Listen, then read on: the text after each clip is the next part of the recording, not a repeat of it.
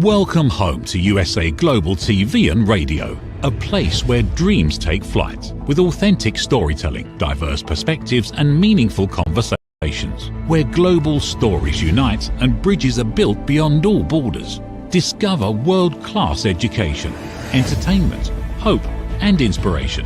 Together, we're building bridges worldwide. Subscribe to our channel, USA Global TV. Download our app, USA Global TV. Be our guest or join our team. Visit usaglobaltv.com. Thanks to our founder and executive producer, Dr. Jacalyn Kerbeck. Music score by Yeffy Tang from Cloud Road Music.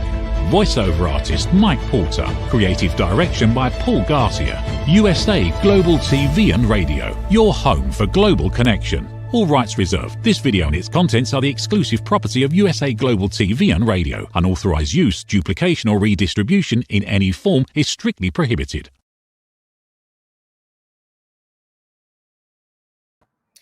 Good morning, good afternoon, good evening. Welcome home to USA Global TV and Radio, where we proudly provide world-class education, entertainment, hope, and inspiration.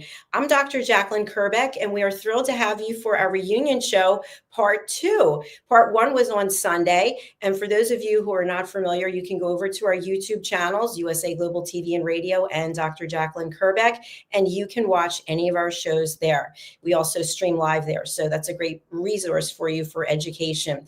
So I'm thrilled that we have people coming from all over the world to take their 15 minutes in the spotlight and share with our audience and with us the value that they can bring. We have some very highly educated, experienced individuals who are on our team, and they are more than happy to have a chat with you about how they can bring value and help bring joy and goodness to your life. So let's get the show started. Joining me is a very dear friend. He actually is heating things up as he and his wife sent me some heaters. Since I haven't had any heat, I've been freezing.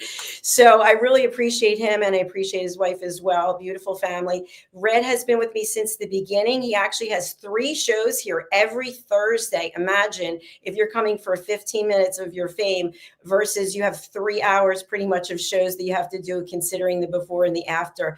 So Red is a veteran. He's a distinguished Toastmaster. He's a best-selling author. He is a publisher. He's a book coach. He's actually helped publish and coach me on all 16 of my books, which isn't easy, he will tell you.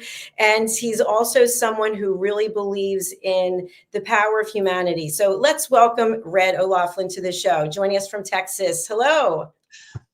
Howdy, Dr. Jacalyn. Warm welcome this morning compared to other mornings that we do business. Absolutely. Yes. That was such a beautiful surprise. You're like, did you get the package in the package room? And I said, it's a free for all in there. I have no, like, you don't get any notice that there's anything there, but I finally did find it, and what a blessing. So thank you very much. I've got the heater over here, and I'm really appreciative that I'm not freezing. Well, it's interesting. As we grow older, we fall in love with various things. I fell in love with my wife a long time ago, but long before I met my wife, I fell in love with chemistry, sophomore in high school.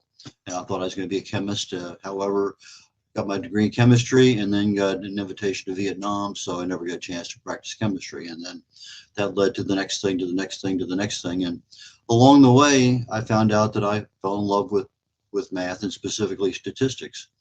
And I started teaching statistics at night at junior college level for about 3 years, and didn't think much of it, and ended up getting another degree and then another degree. And I was working on my 4th or 5th one, I think my 4th one at that time.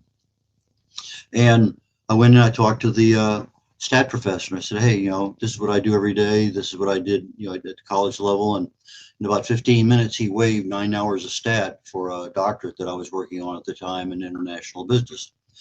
And I don't know anybody else who's had 9 hours of stat waived just because of a 15-minute conversation, but that's one of my claims to fame. But about 10 years ago, my wife started, she was going through chemo for breast cancer.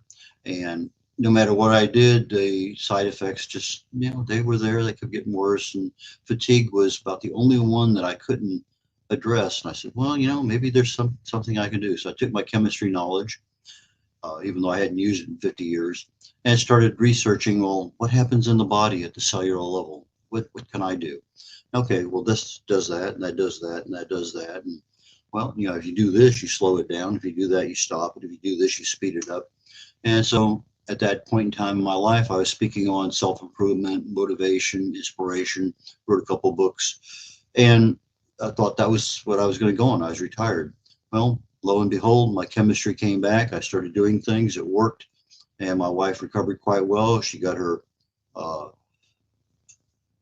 end of treatment oncology deal saying, hey, everything looks good to us. And about a year later, in gratitude for her recovery, we walked the Camino de Santiago together. That's a 500-mile walk across Spain. We did it in 30 days, about 18 miles a day. And we both turned 70 on that journey. Well, I still use chemistry literally every day. I'm studying right now for a particular presentation I'm going to be doing on Thursday, and I'm amazed at what I learned 10 years ago on some topics and 5 years ago, and today. Well, that's interesting. I couldn't find that 5 years ago, but everything's constantly evolving, and that's one of the things I like about the chemistry field. It's static in the sense that, yeah, this will always do that, but we're always finding out new things. And when I find out something new, I love to share it with my audience, and I can share it via a blog, which my website's being overhauled again for about the third or fourth time. So I haven't done any blogs in a while. I did write over 1,000 original content articles on LinkedIn, most on health and wellness. And so my information is available there and also on my website. But as things go on, I'm starting to write more and more on health and wellness. My primary concern is longevity. I'm getting to be an old guy. And so what can I do to slow down age-related diseases? What can I do to help myself? And yeah, a lot of things are starting to wear out. Definitely there's something, just even 5 years, what has changed. So little by little, I try to capture what I think is of some value to my audience. And I say, hey, oh, by the way, did you know about? And so if you ever meet me in person and you say, what time is it? I'll probably build you a watch because I love to give the detail. And with that, I'm going to turn it back over to Dr. Jacalyn so we can continue on the show today. Thank you so much, Red. That's fantastic. I love that you're able to capture the essence of everything that you do in such a beautiful package. I just want to say before we bring out our next guest, if you hear some jingling, it's my charm bracelet. It was my mother's. And so I always have something from either my mom or dad when I do these reunion shows. So that's what the jingle is. So our first guest for today is someone that I actually attended a course with. She goes by Zunette. She has a last name, but on social media, I am Zunette. So we will refer to her as Zunette. So we both took part in Philip Sykes's the British School of Excellence Train the Trainer program in London. And Zunette was coming in virtually through Zoom as she's in Africa. And what a classy woman she is. I mean, not only is she beautiful inside and out, but she's so accomplished. And she brings something as an etiquette and protocol coach. She brings a perspective that I hadn't met or heard of before because she actually is an attorney. And in the legal field, she saw a lot of room for improvement in terms of education of how to dress and how to carry yourself. So Zunette's an attorney, a conveyancer. She's also notary, and she's an etiquette and protocol expert. She is on a number of boards. She was recently certified for the Train the Trainer program by Philip Sykes and his team, Leanne, and the British School of Excellence. And she's here joining us. Let's welcome her to the show. Zunette, nice to see you. Hello. Thank you, Dr. Jacalyn. Hello and good morning, or in my case, good afternoon to everybody. I really appreciate and I'm truly honored to be here with you. And thank you once again for this incredible opportunity to share with your audience. And I really appreciate the introduction. Like Dr. Jacalyn was saying, I am Zunette from Zunette Etiquette Solutions. And about 13 years ago, I made the decision to focus on my true passion, and that is empowering and elevating others through personal image and etiquette training. And here I really need to actually thank our daughter, as it was due to her that I started following my passion. Now, I had an all-female firm, and I had at that stage 3 candidate attorneys. And our daughter is brilliant. She's very intelligent. And I can't remember whether I was in court or I was at the deeds office, but I was still in the city, and a brand new client was on its way there. And I realized I'm going to be late for the appointment. So I phoned our daughter and I said to her, listen, please go in, open the file, make the clients feel comfortable in the boardroom, offer some refreshments. I will be there within the next few minutes, but start asking questions. True and behold, when I walked in, our daughter was sitting there bare feet in the boardroom with these clients. So afterwards, I asked her, I said, Natasha, how could you do that? And she said to me, she's very artistic and we loved her for that. She said to me, well, this is the way I feel today. I want to feel the earth under my feet. So I said to her, but madam, we on the first floor, there's no ways that you can feel the earth. You're feeling my tiles. And then she said, very interesting, she actually asked me a very interesting question. She said, what authority do I have, or what not authority, what is my credentials that I have so that I can tell her how to dress? I'm not a stylist. I'm not an image consultant. And that is 13 years ago when I started my new image consulting. I went for a course, and today I'm certified stylist and an image consultant from both Colorworks International and by Biferial 4x4 system. And I also did with Dr. Jacalyn. I'm now a certified from the British School of Excellence, and I'm a member of South African Council for Business Women, member of Style Sorority. I served on the board of the International Image Association and on the board of the Helderberg Sunrise Rotary Club, where I steer the empowerment projects. Now, in my training, my philosophy, and I honestly do believe in that, I emphasize the importance of the know, like, and trust factor. This foundational concept helps individuals and professionals connect meaningfully with others, and they create a lasting impression. Now, you may ask me why.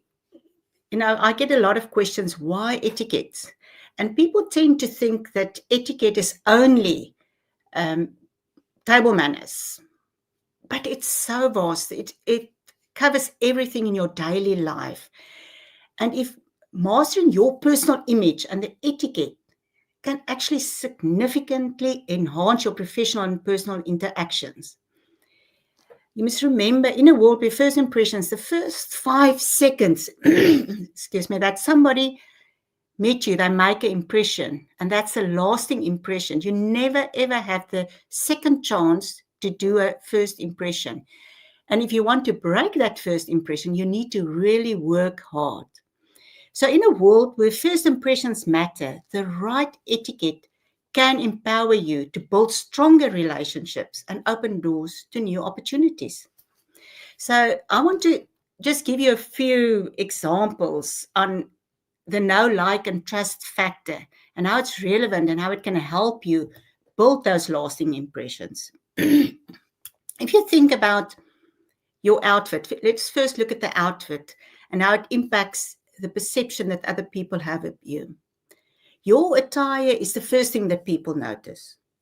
By dressing appropriately and professionally, you establish a clear identity and communication, and you communicate your personal brand. Make it easy for others to recognize you. And that is the know. They know you, they recognize you. And when people see that you take care of your appearance, it creates a favorable impression. It makes you more likable. It shows respect for the occasion and the people involved. And they like you. But they still need to build a trust factor. So the consistency is important for the trust factor. So consistent attention to your attire can build trust over time. When others see you consistently dressed well, they may perceive you as somebody who is competent, reliable, professional, and that creates a sense of assurance, and they trust you. Now, we have the guru of active listening, elevated listening here, and Dr. Jacalyn. And the power of body language and active listening. I really enjoyed your course as well. And it is so relevant. The power of body language and active listening, effective body language and active listening help you communicate your personal and professionalism. When you maintain eye contact, use open gesture, you make yourself more approachable. Then you allow others to know you better. And that is the know element of the know, like, and factor in body language and active listening. Engagement through active listening, such as nodding, paraphrasing, make others feel valuable. And they feel that you understand them, and that fosters likability. People appreciate being heard, and this connection can elevate their perception of you. They like you. Once again, consistency in your body language, maintaining a calm and open demeanor, demonstrate authenticity. And that is when your verbal messages and your non-verbal cues align. It builds trust, the trust element.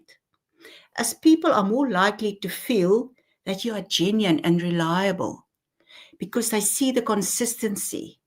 That what you say and that what you do is consistent, and they started to trust you. Another example that I would like to bring to you is networking. We all, at some point in our life, we go to a networking event, whether it is social or even for business. And the important thing is you need to be prepared with your introduction and engage others with wide-ended questions. Because you're going to this event and you're going to meet new people. So you need to have your questions ready. You need to know who you want to engage with at the networking event. If you're after a specific, the guest, host speaker, the keynote speaker, you need to have your questions ready. And then you need to help them to get to know you and your interest. You share your relevant experience or insight, and that establishes a foundation of knowledge about each other. You started to know each other because you share. You like wine, I like wine. You share that common interest. Now, the common interest creates a personal connections that also enhances the likability element again. So once you establish that you both, say for instance, like wine, you take that concept and you build on it and you share the similarity between you and that person. People like people who are like them. So they're going to like that you also like, and they're going to show me more interest. And that is the like element. So, but now you will ask me, how do you get the trust element in going to a network event? The most important thing for trust element is following up. If you promise to do something, you need to do exactly what you promised. Follow up after meeting somebody. Show that you value the connection, reinforcing trust. And by keeping engaged and in trust, and meaningful engaging, you demonstrate your reliability, which is crucial for building the long-term relationship. And once again, the trust. And therefore, to me, the most important thing in all the aspects, and that is why I really, I have the philosophy, and I really, truly, in everything that I try and do, I always bring in the know, like, and trust element. Because if you know somebody, if you don't know somebody, you can't like them, and you obviously won't be able to trust them because you don't know them. So if you can work on those three elements, the know, like, and trust element, and make that whole factor, you can present yourself, engage with others, and nurture the relationship. and therefore you empower yourself and those around you. And I truly believe that everyone has the potential to shine in their own unique way. Each one of us have a story to tell, and we need to show up and tell our story to the world. And each one of us have a calling, and I'm busy with another course with Adam on the camera confidence course, and we're working on the calling at the moment. And it's amazing to see that what my calling is, and this is my calling. It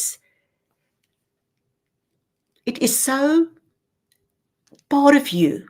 And if I know that the know, like, and trust element is part of me, and when I stumbled across it and I realized this philosophy, it just opened up my mind and it blew it.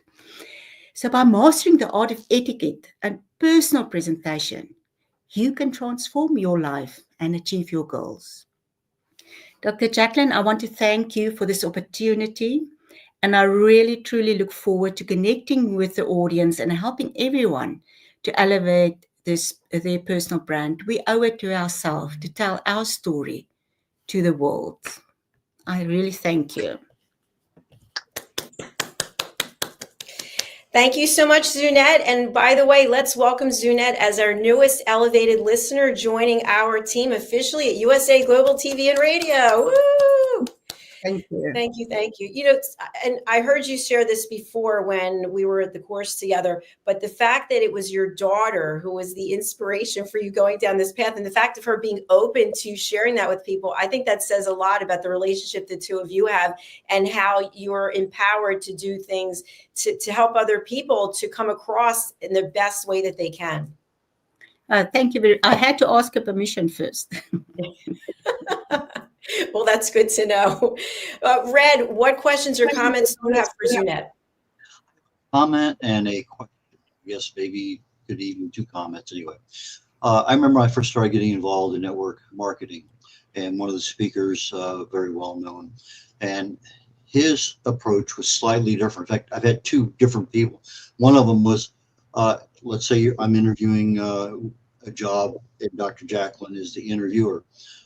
If my body language mirrors her, then all of a sudden her comfort level goes way up because there's something there that's, she doesn't realize it, but there's a very comfort level in, there's a word for that when your facial expressions, your manners, when you mirror somebody else, that endears you to them, even though they don't realize it's a subconscious feeling. So depending on how the situation is, if you're in 3 or 4 people, it's kind of hard to do.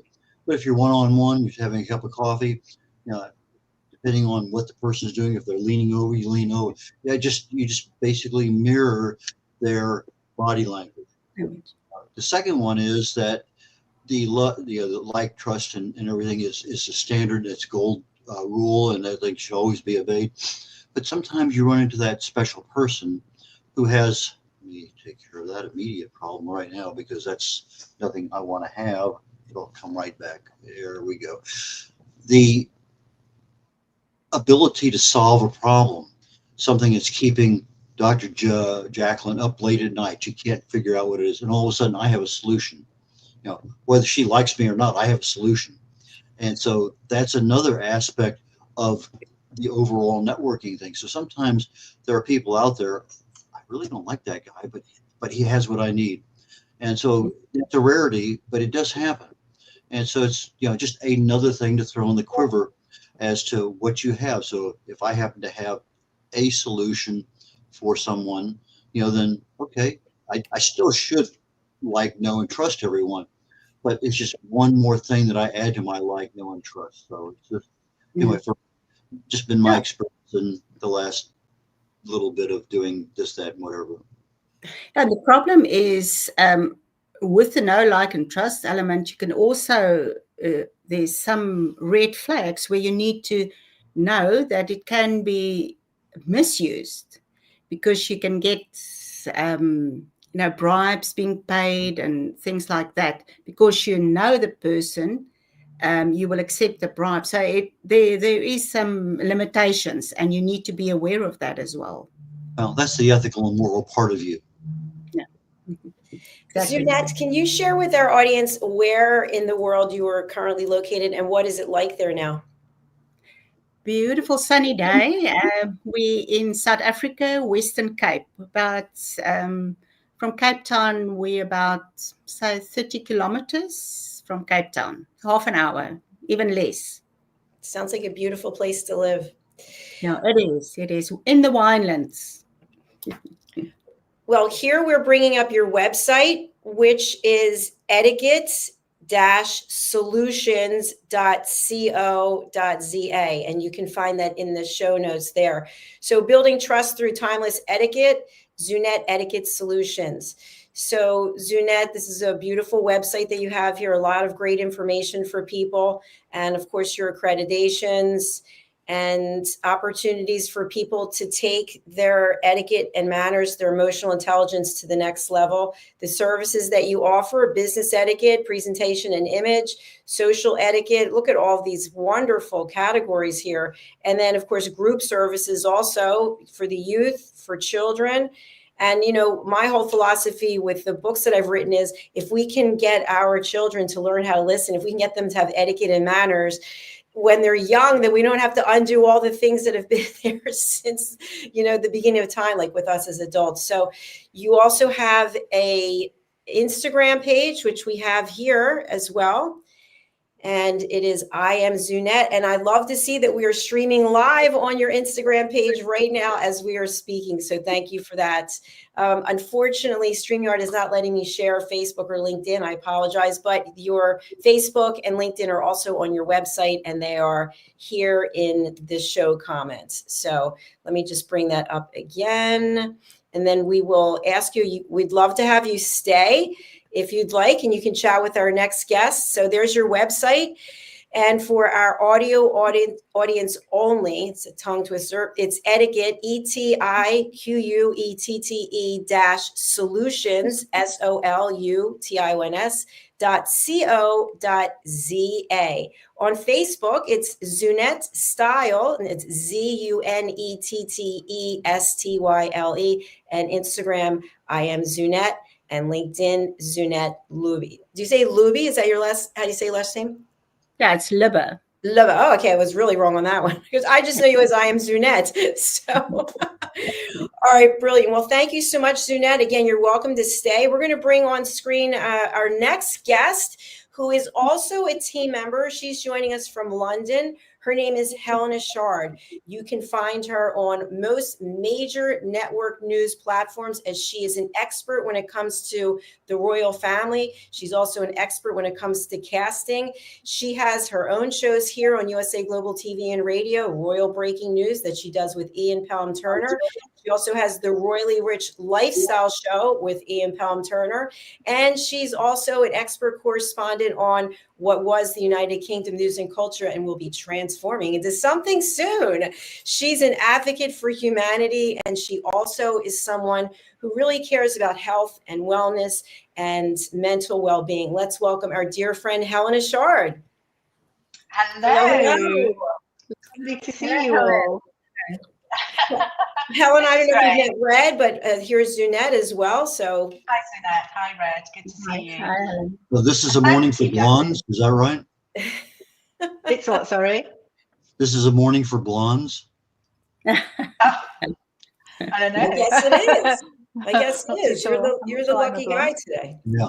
What a beautiful way to start the day. Yeah, absolutely. And I love that we're all here in different places. It's amazing that we can come together. Helena, you are no stranger to the Reunion Show. You've been here before. And I just thank you because I know how jam-packed your schedule is. You have been bringing us incredible exclusive clips about the royal family before sometimes it even appears on the network news. So I truly appreciate that. And thank you for all the goodness and joy that you bring. I actually had the pleasure of meeting Helena in person in London when I was there in November, and we did some really fun things together. So thank you for that. That's fine. It was lovely. It was so lovely meeting you. It was really, really good. And thank you so much as well for inviting me to join in today, which is fabulous. You are welcome. Here, take this stage. You've got your 15 minutes to tell us how you can bring value to our audience all across the world. Okay, so I'm just going to speak a little bit about me and what I do. So I'm just beginning with, I think, Dr. Jacalyn, you have sort of introduced me, but so I am a broadcaster, have been for some time, and royal photographer. I work with various global TV platforms. In fact, I joined Jacalyn when she was rapping with Dr. Jacalyn all that time ago. So it's amazing, so beautiful to see how the network has expanded. I work with various other platforms, GB News, Sky, Fox, and you name it. So, and I do specialise in all things British royal family, but I have another hat too. And I think one of the things that drew me as well to Dr. Jacalyn is the ability to give people a voice. To give people a platform, possibly people that wouldn't have a platform. And I think all that time ago, Jacalyn, with rapping with Dr. Jacalyn, you did that then too. And positive messaging is really very, very important. Also, I believe in collaboration hugely, and we're always looking for new people to join us. I say us because I think that everyone that brings good into the world is, you know, it should be a collaboration. And I know that we, having been speaking to, there's a new venture coming actually, so hoping to be launched on the United Nations. I come from a casting background to begin with, in the performing arts, entertainment industry. I decided work-life balance wasn't good because I was always working around the clock with different time zones. Interesting, I then go into broadcasting because obviously you've got the different time zones there as well. But I think what threw me into the royal family, and I feel very privileged to work with and have worked with the royal family and prestigious clients associated with the royal family. I studied photography at St Martin's School of Arts, then became a commissioned royal photographer sort of just after the casting. So I dipped still in and out of casting, but so that has led me to some amazing, colourful events, I have to say. I think everybody, I would say some time ago, negative news, I just didn't want to listen to it anymore. So I feel what I give is positive. I feel the world at the moment, there is a disconnect, an intolerance. And I decided, sorry, I've got a funny, can you hear me? Yes. Oh, okay. So again, I decided there's just too much good in the world, and let's share it. You know, let's teach, let's connect with people, lift people, give people a voice. It benefits community, benefits humanity, and it's about positive messaging and working towards peace. So I think I'm dedicated to fostering a more peaceful and enriched world. And I know, Dr. Jacalyn, that's something that you are passionate about as well. I'm working with, at the moment, we have meetings with the International Children's Peace Assembly, which actually, Dr. Jacalyn, and it's about children becoming ambassadors of peace and youth leaders. Moving back over, the benefits of the royal family, the British royal family, again, I want to share the good. I think they've taken a bit of battering at the moment, but you know, we're so lucky here in Great Britain, the United Kingdom, that we have like 1,200 years of history of our royal family. Again, when talking about the royal family, I love to promote tourism and the fab culture that we have here in the UK. And again, it's about enticing people to the UK as well, to Great Britain. And I know that as a regional studies association, I'm never too sure how much the royal family bring into the economy, but I think the last read was something like 1.8 billion a year. I know so many people, I don't know, all over the world that love coming to the UK and seeing, I don't know, Buckingham Palace and all our rich culture. There's just so much to share. and teach people. And remembering King Charles as well plays a vital, and our whole royal family, a vital UK diplomatic role, supporting the work of the Foreign and Commonwealth and Development Office here and abroad. And of course, the whole royal family support this, support the King and national duties. They carry out such important roles, and also to do with charitable service in their own right. And I could speak about the royal family for a long, long time, but I won't. I think I haven't timed this at all. I'm just talking about myself, and obviously we can chat if necessary. But I just again love giving people a platform. I love talking about all things good and positive. I believe with our 24/7 rolling news, and our world is so frayed at the moment, there is too much negativity. But if we consciously teach and promote positivity, I think we'll be a much, much happier world. And I'm just going to end. I mean, obviously we can talk further, but I want to just end on the Princess of Wales. So that's Princess Catherine.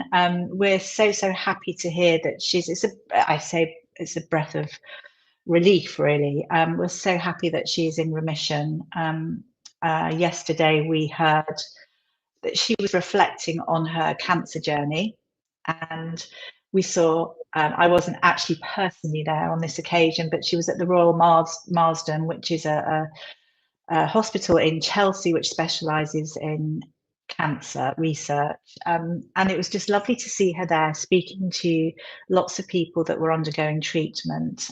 We saw a lovely video that she released last September of her talking about what a journey it's been, her own cancer journey, and how she's taken a battering and how hard it's been, but there was light at the end of the tunnel. She said she wasn't completely out of the woods, but last night we heard that she was in remission, so that's great news. It's reassuring for all of us. It's reassuring for her family, and everyone that's missed her. And I know lots of people here in the UK have really missed her. And just her kind words, you know, the importance of love and kindness, what she brings to positive mental health and well-being. And she has now become patron of the Royal Marsden. But it was lovely to hear she met people who are undergoing treatment, as she was being sneaked in the back door. And she brought so much inspiration and heart, and people just loved seeing her. So it wasn't really about her being, you know, this princess. It was how down to earth and caring and loving she is, which is lovely to hear. So, and as we know, patrons lend their name and support any organisation. But at the moment, there's lots going on in the world. Again, I think it's about supporting people, which I know Dr. Jacalyn and her platform, USA Global TV and Radio, does so well. And collaboration is key. Thank you very much. Thank you. I have no idea how long that was, whether it was 1 minute or 5 minutes or what it was, but thank you. No, it was perfect. And I have to say that Helena is even more beautiful in person. She has the most flawless skin, and she's a true joy to be with. So. Oh, that's so sweet. I see. I just realised I'm sort of halfway down the page, aren't I? I should be up a little bit. There we go. You're perfect. So I get the pleasure of interacting with Helena on a regular basis. Red and Zunette, I'll start with Zunette. Any questions or comments you have, Zunette, for Helena? I'll let Zunette go first. Yeah, thank you. I just want to say, Helena, I really envy you. I always I always say to my husband, I think I must have blue blood because I just feel connection to the royal family. So I really come to the UK. Yes, thank you so much, Zunette. Red, any question or comment you have for Helena? Yeah, she sort of piqued my interest when she said she was a commissioned royal photographer. And I was kind of curious, what does it take to become one? And how many of them are out there? And just a little bit more information on what is that? There's lots of commissioned royal photographers. To be honest with you, there are lots of people these days. I don't do as much of my royal photography as I used to, but I need to get back into it. It's when you're given a project to carry out, and you carry it out, and then your pictures are used. I had some amazing pictures from. I'm trying to think back now.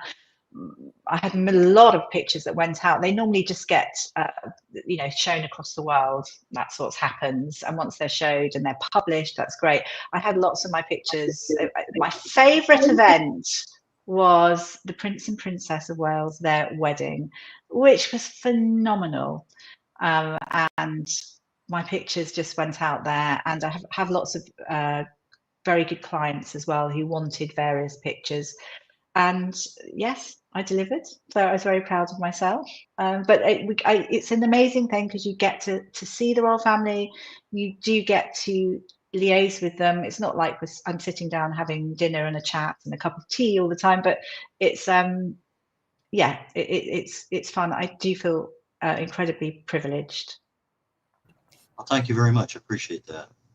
Thank you, Helena. Thank you, Red. Helena, something I'd love to have you share with our audience is that you've been on the United Kingdom News and Culture, which is changing into something else. But before that, Celebrate Great Britain Royally Rich, and also the Royal Breaking News and the Royally Rich Lifestyle. Can you give our audience a sense of what these shows are about, what they can take away from watching?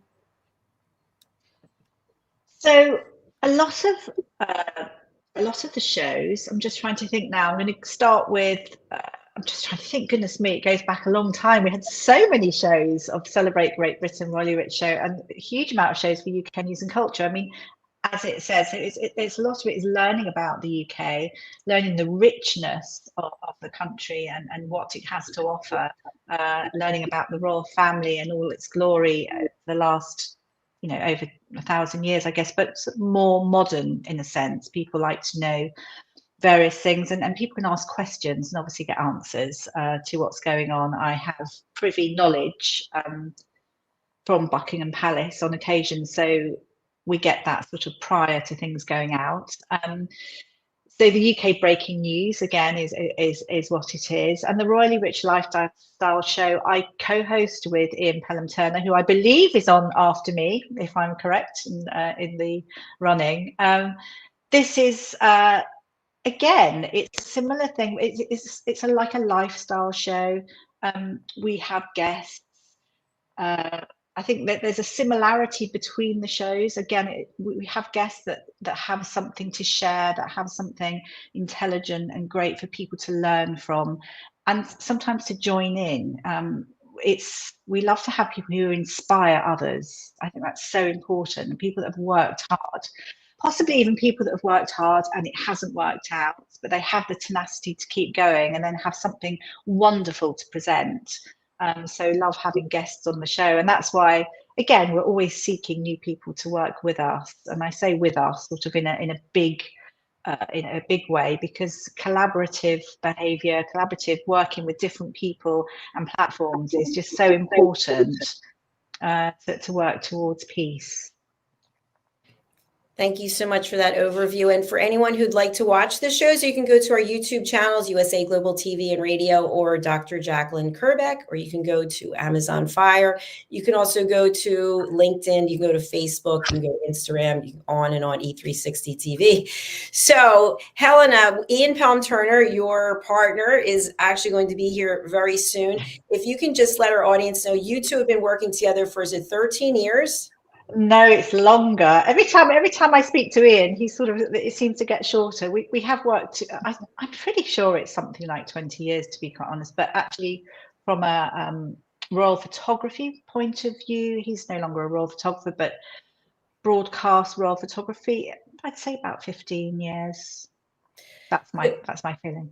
You actually gave me the honor of interviewing the two of you about how a team can stay consistent and not kill each other, basically working together for so long. Can you share with our audience some of those tips, how to work with a partner on a television broadcasting platform and be able to respect one another and still deliver consistently, regardless of what's happening?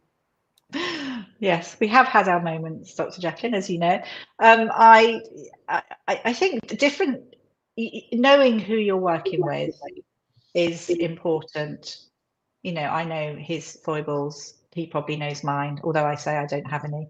You have strengths in different ways, and whatever your strengths are, you should shine with those strengths.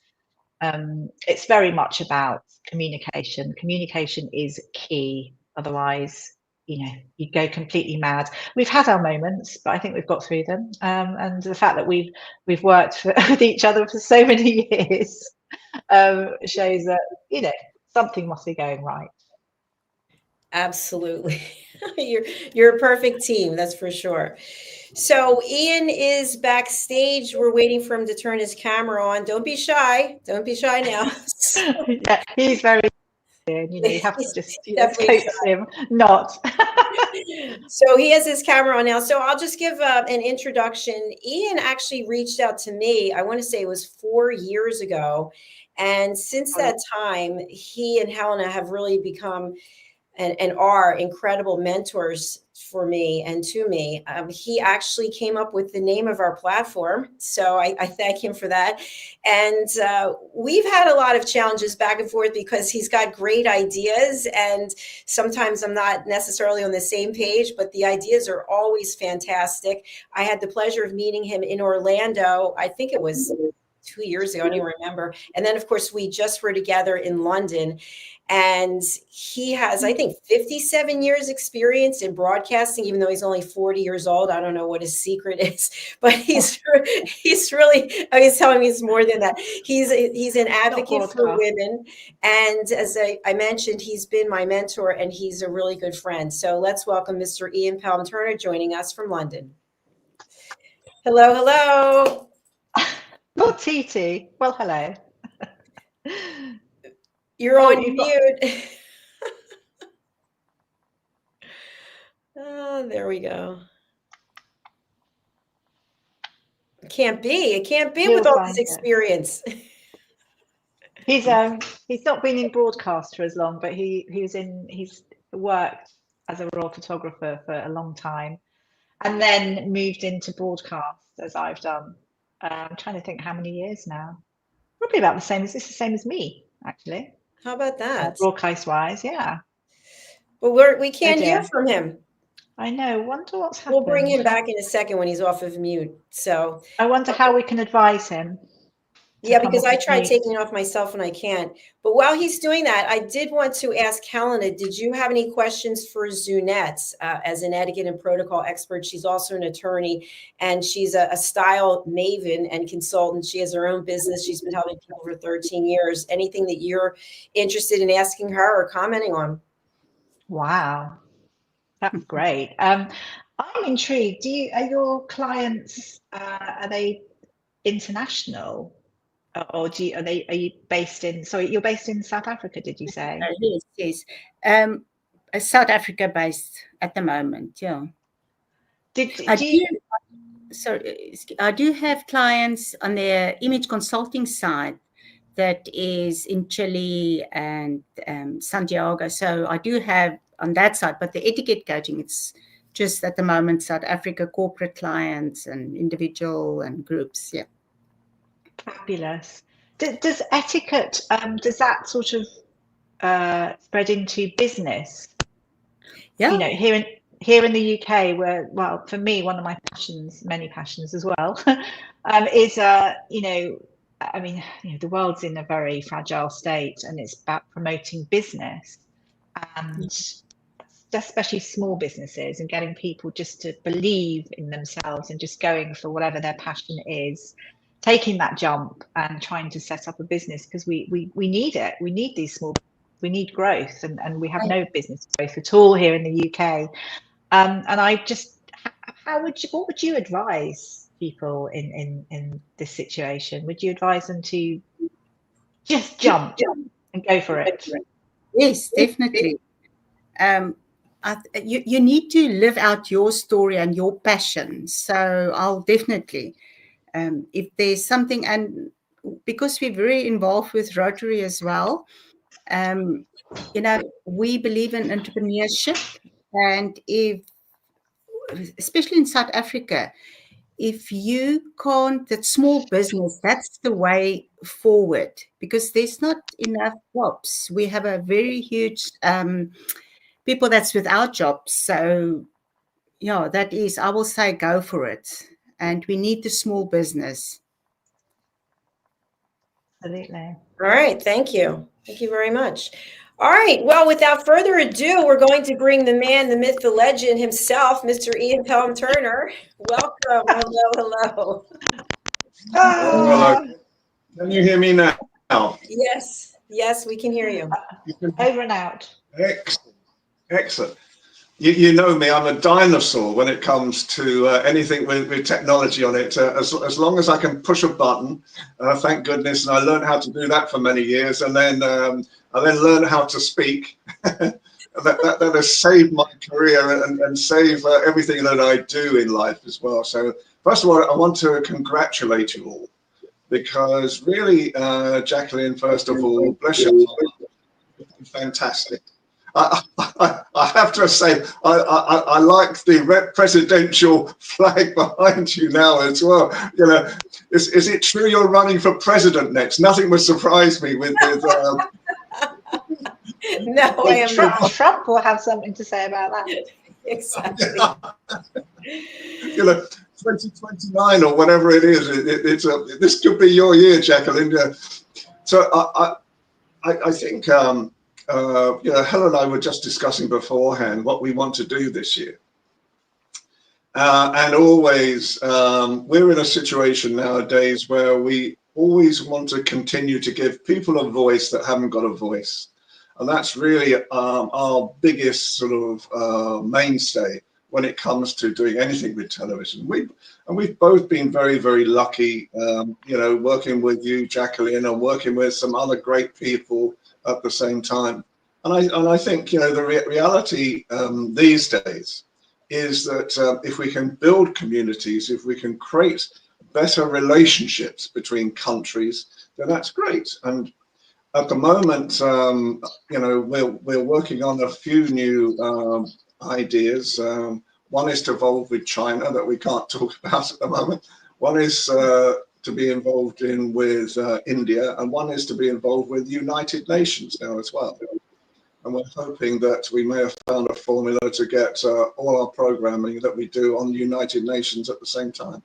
So we've got a really good year ahead of us. And do you know what? It's only been a few days since the start of this year, and I am constantly surprised with what's happening. The other night, I'm just watching Netflix. I'm relaxing. It's really cold here at the moment, and we've got a massive gas problem in the area where I live, where 10,000 homes have been turned off. So we have no central heating or any form of heating, from our normal central heating at the moment. So we're all sat under duvets and hot water bottles and whatever we can find, and we're just trying to find ways of keeping warm. And I'm just musing along, just watching this show, and the phone rings, and it's a call from, and I didn't even know which country it was, and it's from a guy from the Seychelles who said that he really wants to join us as well. And I'm thinking, my goodness, how did he find out about us? And he found out through a friend who has unfortunately died. I didn't know.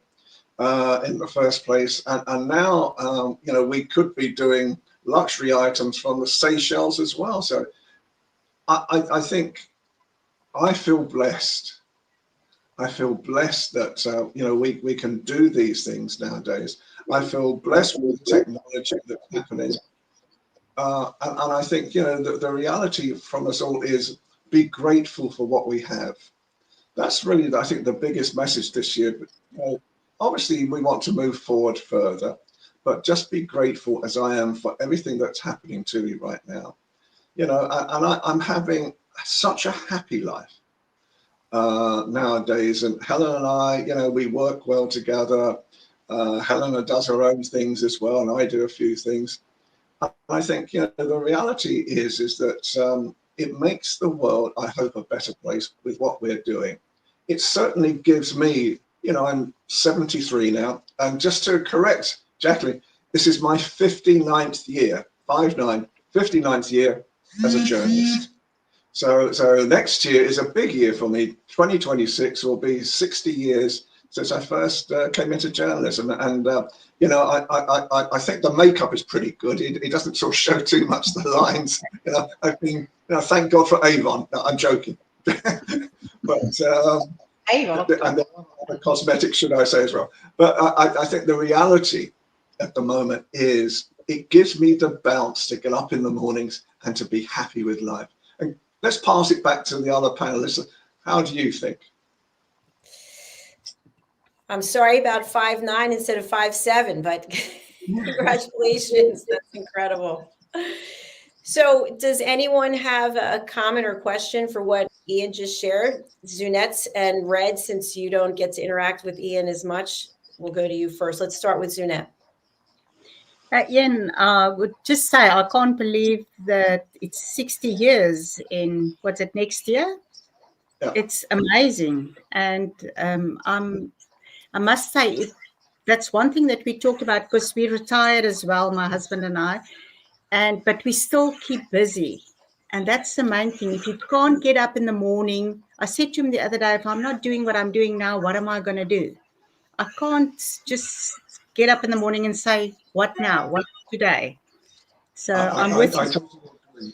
I totally agree to that. And in reality, I think that when I came to 65, which is the traditional age for retirement in Britain, so 65 came up and I'm thinking, okay, I'm going to retire. Okay, so after about 4 days of pacing the room up and down like a caged tiger, I'm thinking, I don't like this. It's boring. I want to get back to what I love doing. Yeah, Do you know, yeah. I think the thing for me, you know, working with Helena, working with Jacalyn, and hopefully working with yourselves as well this year to, you know, to expand what you're doing. I've loved every single day of my working life. 59 years now, and I've loved every single day. Every day is exciting. You just don't know what's going to happen next. You know, 1 minute at the back end of last year, we were looking at how are we going to do things. I'm a peace ambassador as well with UPF, and so, which is attached to the United Nations as well, strangely enough. And I go to a meeting and there are 2 people in the room, 3 people in the room, in fact, 4 people in the room when I think about it, who will change our lives even more for the better. And so I think the thing that I would say these days is, if you don't expect anything, things happen, you know? And so, you know, for me, it's an incredible period where I've always wanted to get information going into China, and hopefully that's going to happen now. I've always wanted to be into Africa and India as well, and it looks like those types of things may be happening this year as well.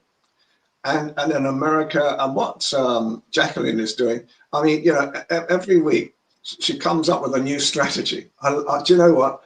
I love people. You know, I love people who will constantly move forward. And that's Jacalyn. So I know in a couple of weeks' time you're going to Houston. I want to go to Houston sometime. You know, as well. You know, because I remember the days of Dallas, the TV show, and I actually met JR, Larry Hagman, when he came to London, and I worked with Larry Hagman when he came to London, bless his heart. And this was just after JR was shot, and we were all trying to find out who'd shot JR. He didn't even know himself because he'd filmed 5 endings, so he wasn't told either. And I think, you know, the reality at the moment is America and Africa is such an exciting place. It's full of possibilities for the future. It has so many values that we can work with to actually increase and grow what we're doing. Because I think the more that we can build bridges across this world in a time like this, when there's so many issues going on in the world, thank goodness we've got this type of opportunity to talk about what you do. What do you think, guys? I agree. Absolutely. I definitely agree. Before we go on, I want to have some additional dialogue. We have another team member who is backstage, and I don't like to keep people backstage. He is an elevated listener. He also has had a show, The Scottish Connection. He's also one of our expert correspondents from the United Kingdom News and Culture, and he'll be coming on board with his own show very soon. His name is Simon McDonald. He has extensive experience as a TV presenter. He's a celebrity chef and has cooked for numerous U.S. presidents. He's also a yachtsman, and he's an author. He's a public speaker. He is a family man, and he is a dog lover, and he does love his scotch as well. Let's welcome Mr. Simon McDonald. Hello, everybody. Oh, I was listening into what you were saying there just now about Africa. Africa is a great land of opportunity. Always regarded that way. I had the privilege of living there in Knysna in the Western Cape for 5 years, and it is just an incredible place. And there are more Scots in Knysna than there are in Scotland as well. I'm quite convinced of that. But they produce some bloody good wine there too. So there we are. But yes, I mean, fisheries and aquaculture at the moment is a very major part of my life, and I have a big project which I'm working on just now in Africa, and I think you're going to hear it here first. It's the whole project's valued at about $116 million, so it's a big up, and so I'm heading this up for an organization and putting it together in primarily in Kenya, but it extends as far as Angola and Zambia and South Africa and Zimbabwe as well. So it's keeping me kind of busy at the moment, shall we say? But no, I've been now with USA Global TV for what 3 years and a bit, I think it is now, and worked with Ian and Helena there as well, and Dr. Jacalyn and Diane, of course, too. Who can forget Diane? She's just an amazing person. And it's been a wonderful experience doing the United Kingdom news and culture. I think started in USA Global TV. I seem to recall back in the dim and distant past, rapping with Dr. Jacalyn. And then came the United Kitchens as well with Ricky McKenna. That was good fun. Did a 6-part 6 series on that one. It was great fun. Cooking in my own kitchen here as well, which was laid out reasonably well for the work in hand. So exciting thing, it's onwards and upwards, and everything evolves and progresses. So new show is coming up. And it's watch this space. That's not the name of the show, but it's watch this space anyway. Fantastic. Thank you so much, Simon. So, Simon, I don't believe you've met Red or Zunette. Red is in Texas, and I'm actually going to be meeting Red in person. Super excited about that. And Zunette is in Africa. So, I've met Red. Yes. Okay. Well, as we are now on the screen. We've met virtually. Yes. Zunette, no, did I recognize the South African accent with you? I think so. Yes, good. Which part? Yeah, we're Western Cape, Somerset West. Oh, lovely. Yes, I know exactly where you are as well. I mean, a number of times I've touched down into Cape Town and then going up the pass on the N2 going over to Knysna as well. So yeah, I know there's lovely. It's just such a wonderful part of the world. Great people as well. Best wine. Big wine, yes. I love You have to come and visit. You have to come and visit and taste. Oh, I mean, well, in actual fact, another announcement you've heard here first in public on what day are we on now? We're Wednesday. Yesterday, time is flowing. Yesterday at 6 o'clock in South African time, 4 o'clock here. my first great grandchild was born. So I'm suddenly sort of having to get used to feeling really old and ancient now. My great grandfather. Wow. It takes a bit of getting used to, but it's fantastic. And he's a big boy, 8 pounds, 2 ounces. So, that's a fair size of a baby. And he was born in Cape Town. Oh, wow. Wow, Amazing. congratulations. Thank you. Congratulations. Simon, I forgot to mention that you're in Scotland for anyone who's just joining us.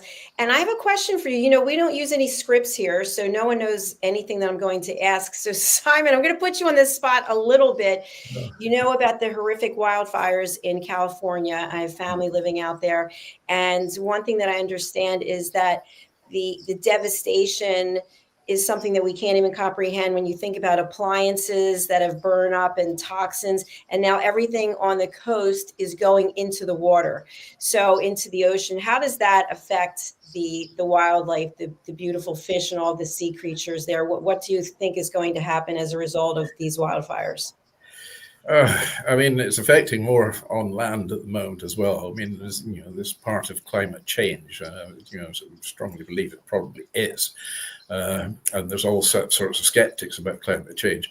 But I mean, things going into the water that shouldn't be in the water, of course, it's going to affect the marine life and environment there as well. And it won't affect them in a good way. So, I'm a bit concerned about what's going to happen there offshore and close to inshore as well. You've got a lot of seals, otters, and all the rest there as well. So it's a big worry. I mean, the human cost is, it's tragic. The whole thing is tragic. And it's just unbelievable seeing the shots of thousands and thousands of houses gone. I mean, they're saying it's over 12,000 homes have been lost. I've got friends out there, and we've got one who was just about sort of encircled by the fires. They're still on the escape route to the south, so fingers crossed that she's going to get out, and without her house being lost as well. And other friends over there as well who've lost many friends' homes as well. So it's it is a tragic thing. And I've been seeing scenes of wildlife there, and there's deer and bears and all sorts there getting caught up in this, and it's pretty horrific. Absolutely. Thank you so much for giving us that update. Any questions or comments for Simon? I know Simon as well because I've worked in Los Angeles, and I've lived, believe it or not, in the Hollywood Hills in my time as well. So, to see that's really getting caught at the moment is incredible. But I think this year, that there's obviously issues, as you know, from a political stance, that we might be signing a deal with the EU again, which could affect fisheries. Does that affect you? Anything that affects fisheries on a global basis affects me. Yes, it does. I think we shouldn't actually have come out of Europe in the first place. I mean, it was our biggest customer for trade, and you don't turn your back on your biggest customer. You look after your biggest customer. And with Brexit, we said, they sang it up to the eyeballs about the fishing the fishing fleet will be just absolutely fantastic, and you'll be getting this, that, and the next thing. None of that came to fruition at all, and it caused major problems. It still is causing big problems, in particular with border control, where the fisheries has taken a bit of a hammering with getting product into Europe now, and even getting product from Europe into the UK. Border control systems there have created the biggest mountain of paperwork that we've ever seen. Before, to send a truckload of a big 40-foot container truckload of consignment into Europe would have taken one piece of paper, basically a delivery note, to go across the channel and go to the distributors. Now that truck might carry up to, say, 100 separate consignments. has to carry 7 separate documents for each consignment. So, I mean, you're going across there with the volumes of paperwork to deal with that, and the delays with inspections there when we're talking about live shellfish going across and fresh fish going across. Keeping that lot really fresh to the customer is proving to be a big problem. And it's the cost of that administration as well. I mean, somebody said it costs $25 just to raise an invoice, which is probably about right with all the time and work that goes into it. Well, if you're talking then of 100 consignments of 7 sheets of paper and invoices for each consignment, that represents an awful lot of money, which is needlessly being spent. I can get on the high this one. Do you think there's going to be, because obviously there's talk that there could be fishery wars between France and Britain, if there's an agreement in place, because most of the UK fisheries voted for Brexit, I believe, at that time, or the trawlers did, because it protected the waters. Do you think there's going to be a new fisheries war in the Channel? You mean the existing fisheries war that's been going on for the past 200 years being escalated? Then the answer is probably yes. But I mean, there always has been issues with fisheries, in their waters or our waters and so on. I mean, our boats are actually out fishing, with an agreement with Russia in Russian waters, although that is to be stopped. Sadly, because that's where most of our haddocks and cod's coming from nowadays. But we do fish in international waters by endless number of agreements. There are agreements going between France and the UK, although that can be quite tenuous at times. The French love a good protest, that's for sure. But that's been going on a while. So I think if there's any talk of fisheries wars now, it's an escalation of what's really been going on all along. Thank you, Simon. Thank you, Ian. Okay, we're going to move on to bring our next guest, and everybody's welcome to stay. So I think this is a story you'll really want to hear. So I want you to imagine you are feeling under the weather. You go to your doctor, you trust your doctor, and your doctor tells you, I'm going to prescribe something for you. It's called Cipro. You go to the pharmacy or you have it delivered to you and you take this, and all of a sudden you are not feeling like you used to feel. You had an incredibly active, powerful life. You had a life that was filled with exercise and with joy and so many other things. And all of a sudden you find that you were struggling for your life. Our next guest, whose name is Talia Smith, is here with us today. And she is, I hope I can say this right, a fluoroquinolone toxicity advocate. She has created something called Finding Vulnerabilities. And she was on one of our shows with another team member, Julia Mejia. And when she shared her story, I asked her to please come and share her story with us, because I think it's something that we all need to hear, that we rely on people that we think we can trust. And sometimes we have to do our own work. We have to do our own research. And that's what Talia is going to be here talking about, in part, her journey, and also being an advocate, how she's helping other people. Talia, welcome to the show. Hello. Hi. Welcome. Hi. Where are you joining us from today? My hospital bed. Where I am all the time. Yeah, my apartment. Yeah, so I really appreciate you taking the time. I know that this is a lot of effort that you have to put in to be here today, but I feel like your story is so important. So I don't want to steal this spotlight from you anymore. I'm going to go ahead and highlight you. Tell us a little bit about your background and your journey. Sure. Well, thank you for having me, first of all. So as you said, prior to me becoming sick, I had a great career, which I absolutely love, at a large healthcare retail pharmacy company. I had a team that I managed. It was a very stressful job, but I loved it. I also was very healthy and active. I worked out every day. I was a runner. I took care of my husband, who's a quadriplegic. He's a disabled veteran from the United States Marine Corps. So I did all of that, a very busy life. And then in April 2021, I got a UTI, a urinary tract infection.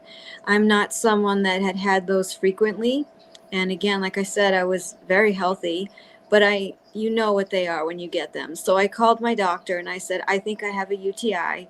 Can I please have a urinalysis and a culture? I want to make sure this is actually that before I take an antibiotic.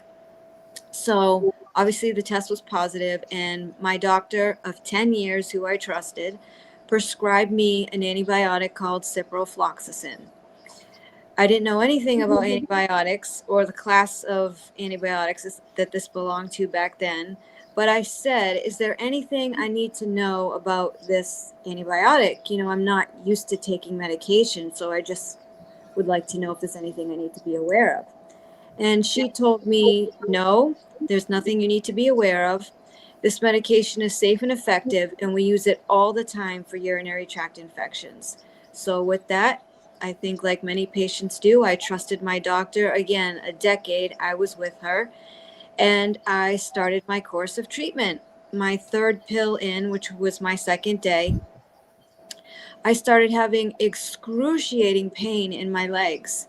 And it was even hard for me to put pressure on my heels. And I said to my husband, something doesn't feel right. My legs hurt so bad. And he said, well, you've done a lot today. Maybe it's that. Maybe, you know, I don't know. Something just didn't feel right. But then as the day went on, I started experiencing more symptoms like pain, numbness, and tingling in all my extremities. I started getting these sharp shooting pains in my head. Even like my little cheek was shaking. And I had no idea what was going on. I started limping by the end of the night, and I said, you know what? I'm going to go to bed. When I wake up, everything will be fine, and that's that. So I went to bed, and when I woke up and I attempted to step out of bed, I couldn't. I couldn't put pressure on my leg. I couldn't walk, and I said, I don't know what happened. I have to go to the hospital. So I immediately went to the emergency room. And I told the emergency room doctor, and this sticks with me forever, that I said these exact words. I said, somehow I can't walk overnight. Something has happened to me. The only thing that's different is that I've taken an antibiotic, and I know it can't be that. That's what I said. I didn't know that antibiotics could do something like this to you, or even any prescription in general. And the ER doctor turned around immediately and looked at me and said, are you taking Cipro? So my heart dropped. If he was equating not walking with ciprofloxacin, I knew I was in big trouble. And he said, do you know what a black box warning is? Nope, I'd never heard of one. He told me what one of the black box warnings was for Cipro, but not to worry and to go home and rest and take ibuprofen, and 3-4 days I should be better. But clearly that is not the case. And actually I got much worse. And every time I went to the doctors or to the hospital, I was given medications that made me sicker, that are contraindicated with fluoroquinolones, but I guess doctors just aren't aware. I got worse to the point within 5 months I was on hospice. I lost over 50% of my body weight, weighing 60 pounds. You know, and it's a miracle that I am here today, but I am sharing my story. And at the beginning, I physically couldn't even speak. You know, when you're on hospice, I think we all know what that looks like. I was laying in bed with a Foley and on medication and just kind of waiting for the end. Because when a priest reads you your last rites, there's nothing really more final than that. But I'm here and here to share my story. And so after I got some strength back, I moved from hospice to palliative care after 9 months. I am still on palliative care. I still require 24/7 care for my survival. I can't get in and out of bed by myself. I'm disabled. But I have, for now, you know, dedicated my life to raising awareness for fluoroquinolone toxicity, which I'm experiencing experiencing and which many people experience. And it's very underreported. And I think that the way that we are all treated is very unfair. We have these, as the doctors call them, constellation of symptoms. We can't make sense of them, and neither can the doctors. So, they write you off. They, send you to psych, or it's just very unfortunate that you're poisoned by a pharmaceutical. And then when you're looking to that same industry for help, you're abandoned and you're on your own. And that's pretty much how it's been for me, just to figure out how to survive on my own. And since I've become an advocate, I've had lots of people saying I've saved their lives, and I have, videos, and I've done other interviews and stuff like that.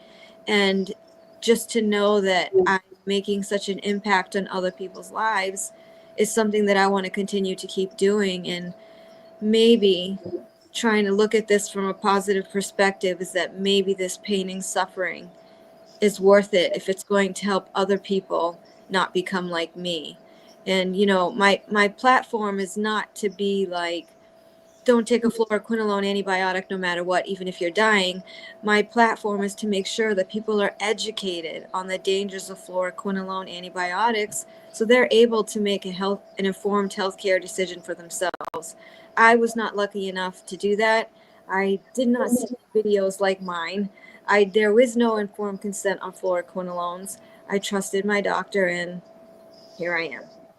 And so that is how I connected with Dr. Jacalyn, is through an interview I did, I don't know, a month ago now, maybe. Jacalyn, is this kind of what you were looking for me to speak about and say? I just want to make sure. I've never been on this before. Absolutely. Absolutely. I really admire your strength and your courage, and the fact that you are taking your experience and sharing it with as many people as possible to help save at least one person, let alone countless others. So I'm just interested, for the panel here today, were you aware of Cipro and being a black box drug? Everyone's shaking their head no. What's crazy to me is that the first black box came out in 2008. So it's been a long time. And since then, there are 7 black box warnings. In 2015, the FDA stated that, there is this fluoroquinolone toxicity, and it causes permanent and disabling side effects, and that fluoroquinolone antibiotics should be used as last resort only. So much time has passed since this has come out, but there's such a disconnect between the FDA, who's, issuing these guidelines and gathering the data, and the medical community, and those of us that are harmed. Like, there's a disconnect along this whole way. Like, nobody is connecting and speaking. And that's what I'm hoping to do with my advocacy and my platform, is to make sure that people are aware. And we were talking the other day that I have this video out there that went viral at almost 16 million views. And you will, if you read the comments, you can see the whole rainbow, right? You have doctors, nurses, pharmacists, patients, all talking about fluoroquinolones and their experiences. And this is exactly what I've been looking to do. And as you read the comments, you can see some pharmacists saying, I've been a pharmacist for 20 years. I've never heard of that. Doctors saying, I've known this for 20 years. What do you mean you haven't heard of it? So just seeing that, disparity between the medical community and patients is something that I want to help fix. Me and my community, right? The whole Phlox community want to see that gap goes like this, and to try to prevent other people from becoming like me and, helping people once they are harmed like me, what should they do going forward? So that's kind of like my platform as a whole. Hope that makes sense. Absolutely. Thank you, Talia. Before we take questions from the panel, I want to bring somebody else out because he's backstage, and then we'll go back to Talia. So backstage, we have Mr. Philip Sykes, who has been with me since the beginning as well. He is the principal and founder of the British School of Excellence. And he was my host when I was in London, and that's how I met Zunette. And the work that he's doing to help people understand that etiquette is more than holding a teacup with your finger out or opening a door. It's about showing respect and kindness for people and just being a genuine person. If you can be anything in the world, be nice. Let's welcome Mr. Philip Sykes to the show. Hello, sir. Nice to see you. Lovely to see all of you. Wow, what a fantastic audience we have here in front of me. Yeah, we're seeing Brad there, we're seeing Talia, and I love what you were sharing, and obviously the gentleman from Scotland. All right, thank you, Philip. We'll hear your presentation in a moment. So I want to go to the panel. So, you know, what Talia shared today, you said you weren't aware that Cipro was a black box drug, and you heard her story, how it's impacted her, and she started this community. What would you like to ask her? Red, go ahead, please. Two things. Number one, there's a lot of stuff out there, and she's taking something that we always consider to be a fairly safe drug. I've taken it before. I'm sure a lot of people have. But something as simple as Tylenol. I was doing a study on that a while back. You know, there's 50,000 plus visits to emergency rooms, 2,600 hospitalizations, over 500 deaths a year, and yet it's not a black box drug. But the other thing is that sometimes you are taking something. I've been on this one particular eye drop for a while, and then all of a sudden you've noticed, I'm sure, Dr. Jacalyn, that I look like an alien. I have red eyes. I'm talking about really, really blood red eyes. And so I go to one eye doctor that I'm working with, and he says, anyway, long story short, I get to my regular ophthalmologist, and he says, okay, that's a reaction to this drug. Well, I've had that drug now for 2 years. It just took that long to get a reaction, some kind of allergy to it. And so just because you're taking something, you might get an immediate result. Now, one of the things I do, and I'm kind of nerdy about this, I read all the fine print on contraindications and symptoms and side effects. And because I take something new, I want to know, is it part of the approved list or whatever? And even sometimes then you can't find some of the stuff that's on the list. I remember something not that long ago, and my blood pressure spiked. I mean, like 230 over 150, 160 daily. And I could, what is it? And I did some research, can't figure it out. I talked to my pharmacist, and oh yeah, that's one of the side effects of that drug, but it's not even listed. So even though we have lists and we know what most of the stuff does, it doesn't mean that you're going to be exempt from it or hit you severely. I mean, I've taken some stuff that other people just knocked out with one pill. I'm taking a dozen of them, and it doesn't affect me. So everyone's different, and Talia apparently is super sensitive to this one, to a point that it's affected her life severely. And I just almost want to cry because I can, as President Clinton used to say, I can feel your pain. But anyway, just pass that on for what I know about it. Thank you. Yeah, I just feel like my whole life has been stolen from me, and there's like nothing I can do about it. So, well, there is. It's what I'm doing now. Yeah. I think Ian was just raising his hand. Yeah, Ian, please. Yeah, I have two thoughts for you, Talia. My first thought is that years ago I went through traumatic times. And I think I had to go through traumatic times to help people who are going through traumatic times today. And so in some way, this is a perverse way of looking at things at times, but in some way, you may now be creating an advocacy for people to be much more careful about what they consume in their bodies, food and obviously drugs as well. And secondly, a very quick story was that a few weeks ago, I'm having lunch with a friend and my phone rings and they said, Mr. Turner, I said, yes. And they said, it's my clinic. I haven't visited my clinic in 4 years.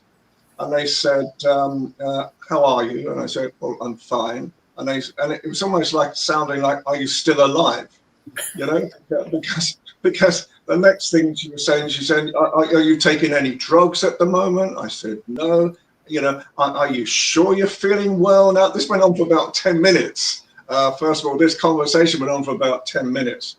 And then she said, we thought we would give you a call. So I said, okay, that's interesting. And why did you give me a call? Well, she said 4 years ago you took a blood test that showed you had a kidney issue. I've never known about it. In 4 years, I've never known about it. So all of a sudden I think, okay, it's God calling me. This is my last breath. Yeah. So I start sending messages out to all my friends saying, look, I may not be here for much longer, for goodness sakes, and I love you all.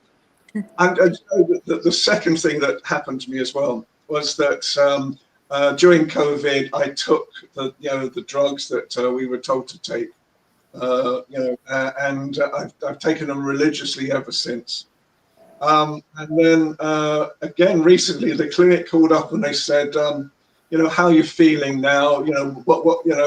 Are you feeling okay? And I'm saying, yep. And they said, because we know that you're experiencing high blood pressure and high cholesterol. And I'm thinking, well, how do they know that? Because I haven't visited you for 4 years.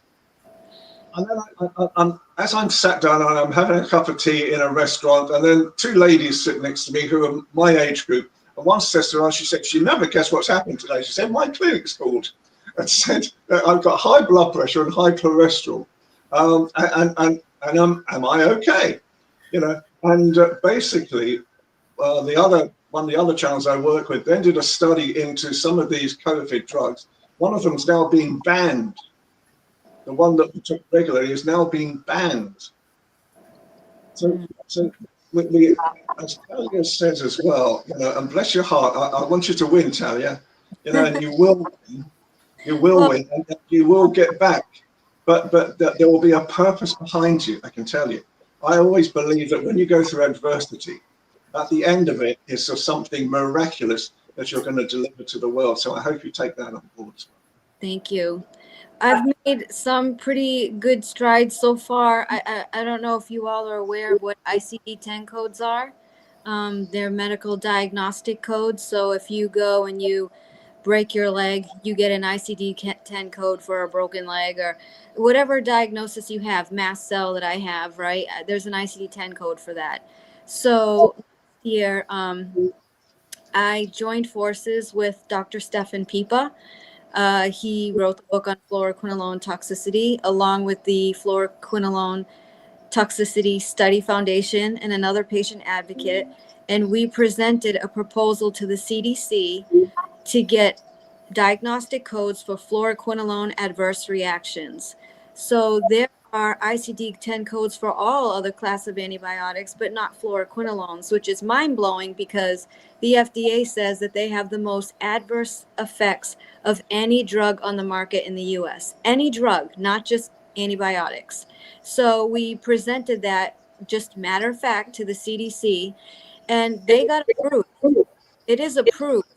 So October 2025, there will be diagnostic codes for fluoroquinolone adverse effects. And so finally, the first time in history, people that are suffering from this will have a correct diagnostic code, an ICD-10 code for medical billing. So this, I did all the work that I did on the project from my hospital bed. And it shows you that's how much I want this. That's how much I want change.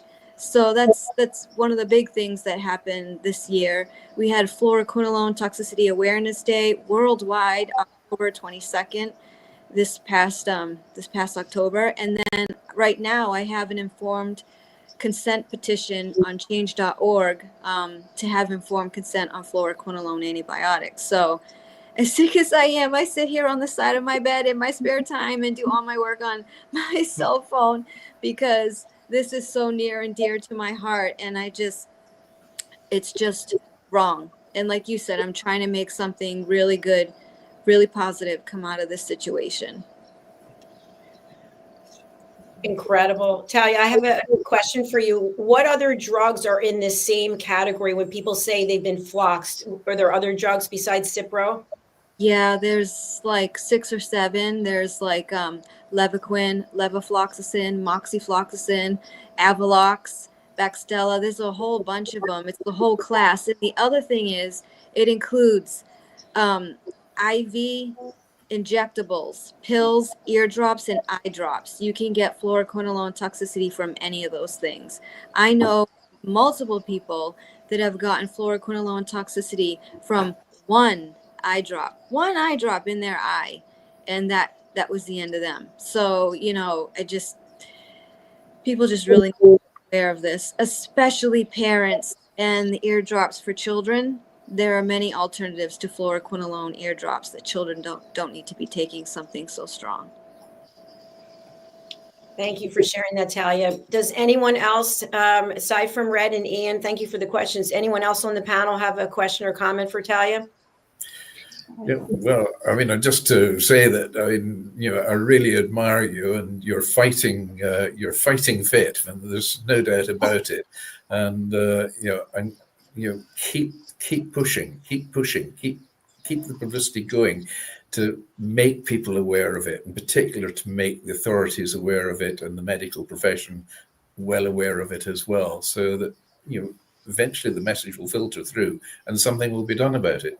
But, you know, I really do admire your strength, your courage, and your tenacity. Thank you. I also just want to say I also admire you. And as a grandmother of 4 boys, I just want to say we need you. We need you to take this further. Yes, thank you for that. Thank you. Thank you all for your kind words. Red. Talia, what is your road to recovery? What does that look like? I don't know yet. I mean, I have certain treatments, and my toxicity is compounded with mast cell activation syndrome, which many people get after they have fluoroquinolone toxicity. So I've got those 2 things I'm dealing with, and doctors, when I say doctors, I mean naturopaths, functional medicine doctors. They're not able to give me anything concrete because I am such a severe case. So yeah. Well, you know what's interesting? Yes, Red, I'll get to you in 1 second. What's interesting is we represent, I think, 5 different countries here, and the healthcare systems are different in all of our countries. I wonder how things would be outside of the U.S. Does anybody? It's not good. No. I've talked to people in other countries. You will not believe this. They are told they have a UTI and to go to the convenience store down the street and get an antibiotic. My head almost popped off when they told me that, and they showed me they're in the convenience store. It's on the shelf, and the little blister packs, it pops out like gum, and they took Cipro and they're floxed, and nobody knows what to do with them afterwards. I can't believe that. You can just go to a convenience store and get it in other parts of the country, other parts of the world. So if we think it's bad here, you should see how it is in other countries and the stories that people have told me. It's really, really sad. Well, Talia, I can tell you that you have opened all of our eyes. Helena wrote a message. She had to leave. She's another meeting. But just for the people here on the panel, none of us knew about this, and you're bringing it to light. Now, all the people who are watching live on all the platforms and people watching the replay and then listen to it, thank you for what you're doing. And I'm sorry that you have to go through what you're going through, but you are changing people's lives. Thank you. Thank you for having me. Thank you for your help, Dr. Jacalyn. Thank you. You're welcome to stay. I know you have something you have to do after this, but you're welcome to stay. We're going to go over to Philip Sykes when he unmutes. Philip is, as I mentioned, the founder of the British School of Excellence. And Philip, you're still on mute. You're still on mute. And he has changed so many people's lives across the world. We've had a number of his graduates from the Train the Trainer program. I graduated from there. Zunette graduated from there. Philip, tell us a little bit about your story. And also if you have anything for Talia before she leaves. Well, all I can share with you, Talia, is, and I only came in toward the very end of what you're sharing, but I've picked up exactly, within reason, a fair amount of what you're dealing with, and I'm going to watch the replay as well as spread the news. Everyone said on here, Red and Miss McDonald, you've got to just keep flying that flag. That's all you can do, and keep banging that drum, and the drum will be heard. That's for sure. And we need advocates out there to keep letting people know how dangerous this is, because just briefly, I've only recently sort of spent a bit more time on the shores of the USA, and I'm pretty shocked to see the irregulation of so many ingredients that go into so many things, let alone the drugs that are available to people, but the food and that sort of thing. So we salute you and stay true to you and keep soldiering on and find as many people to back you as possible. Thank you. I appreciate that. Thank you, Philip, and thank you, Talia. You're welcome to stay. As I mentioned, Philip, we're going to go to you for your information about the value that you bring to people. What value do I bring, Dr. Jacalyn and ladies and gentlemen? I am a true advocate and believer of how we show up every single day and how we treat people, because this world is more fragile than ever before.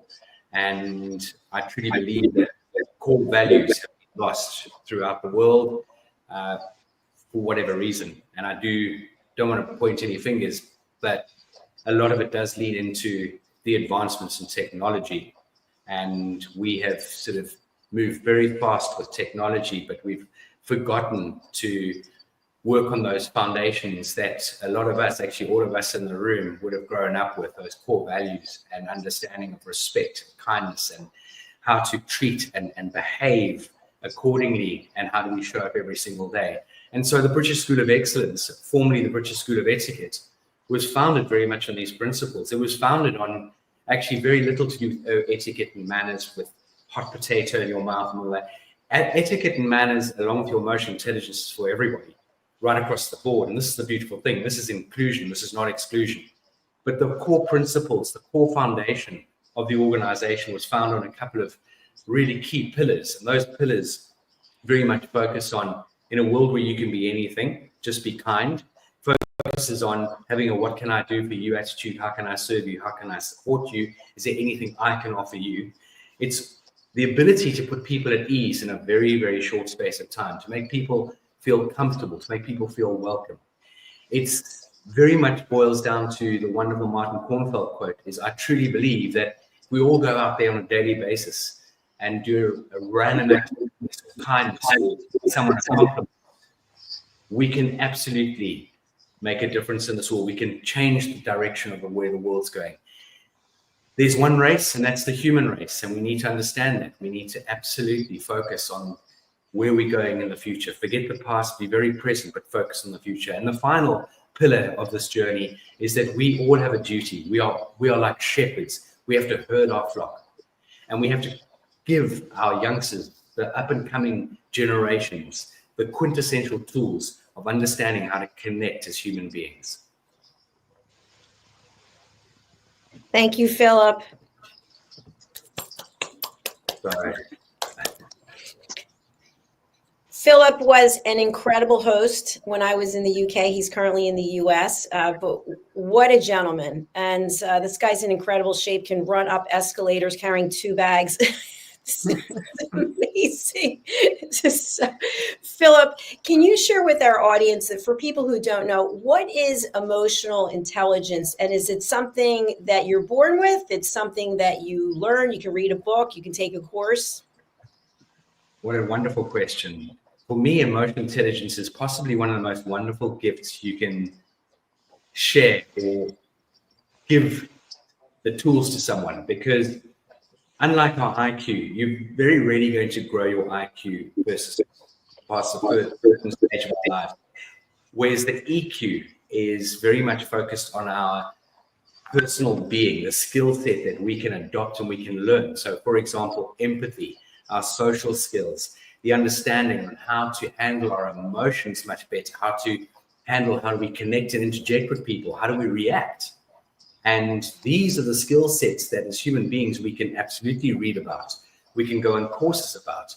We can 150% put these into action every single day of the week. And what we are doing here is giving people these tools to really build good habits within their whole being. Now, when we talk about this as EQ is not something you just turn on and turn off. Same as your etiquette and manners. This is about building consistency in who you are. And every single one of us have the ability to wake up every single morning and make a choice. And that choice is, how am I showing up? How am I going to react, behave, and how am I going to put my best foot forward today? And that is a massive, massive choice. And that's a big decision to make, because it's very easy to wake up in the morning not feeling your best self. And we're all human beings, so that's understandable. We have those days, we have those moments. And what tools can we take to trigger ourselves in order to put our best foot forward? Maybe the best foot's not leaping as far as you would like it to leap.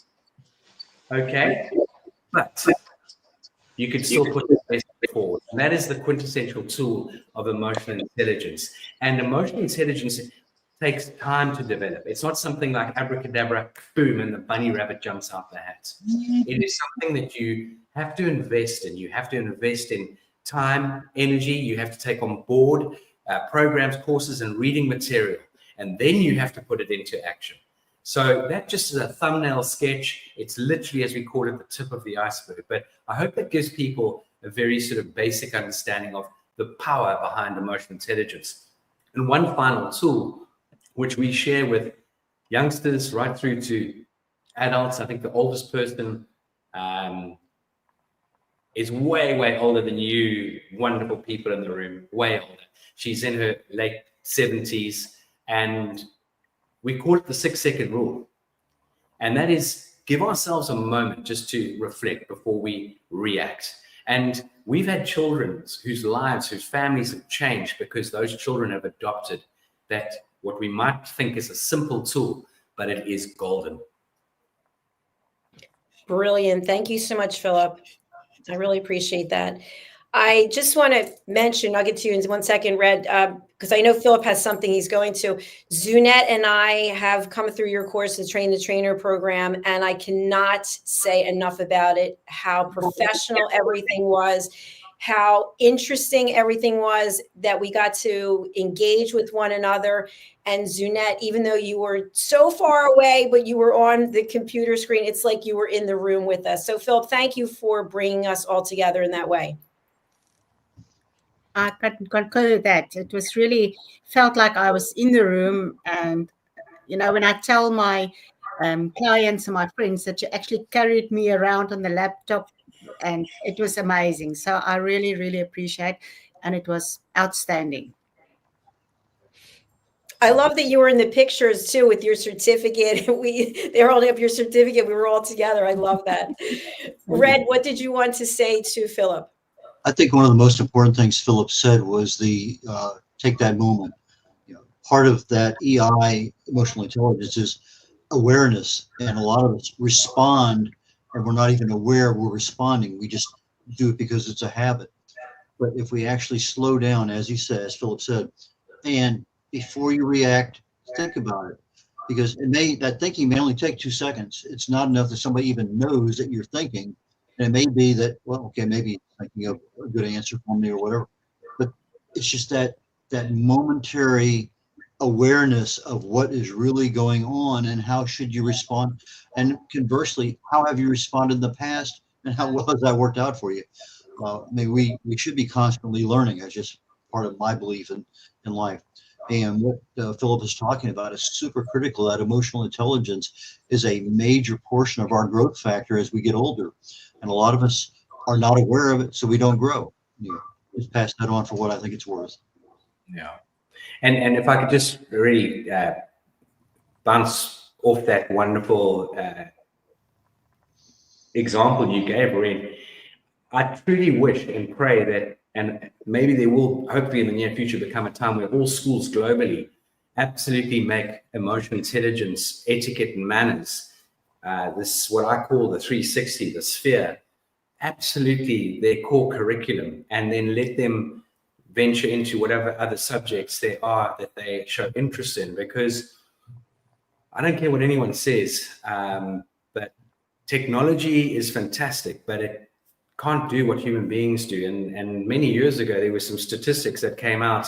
There were 10 key skills that they said we need for the future. Well, it was pretty stupidly written and worded, because these have always been the key skills we've always needed. But only one of those things was technology. The rest were very much focused on understanding building your emotional intelligence, communication skills, leadership skills, diversity intelligence, decision making, and what's the word? Open mindset, building an open, broad mindset, and so forth. So really, absolutely 100%. And something that I want to share as well, and Zunette was privileged.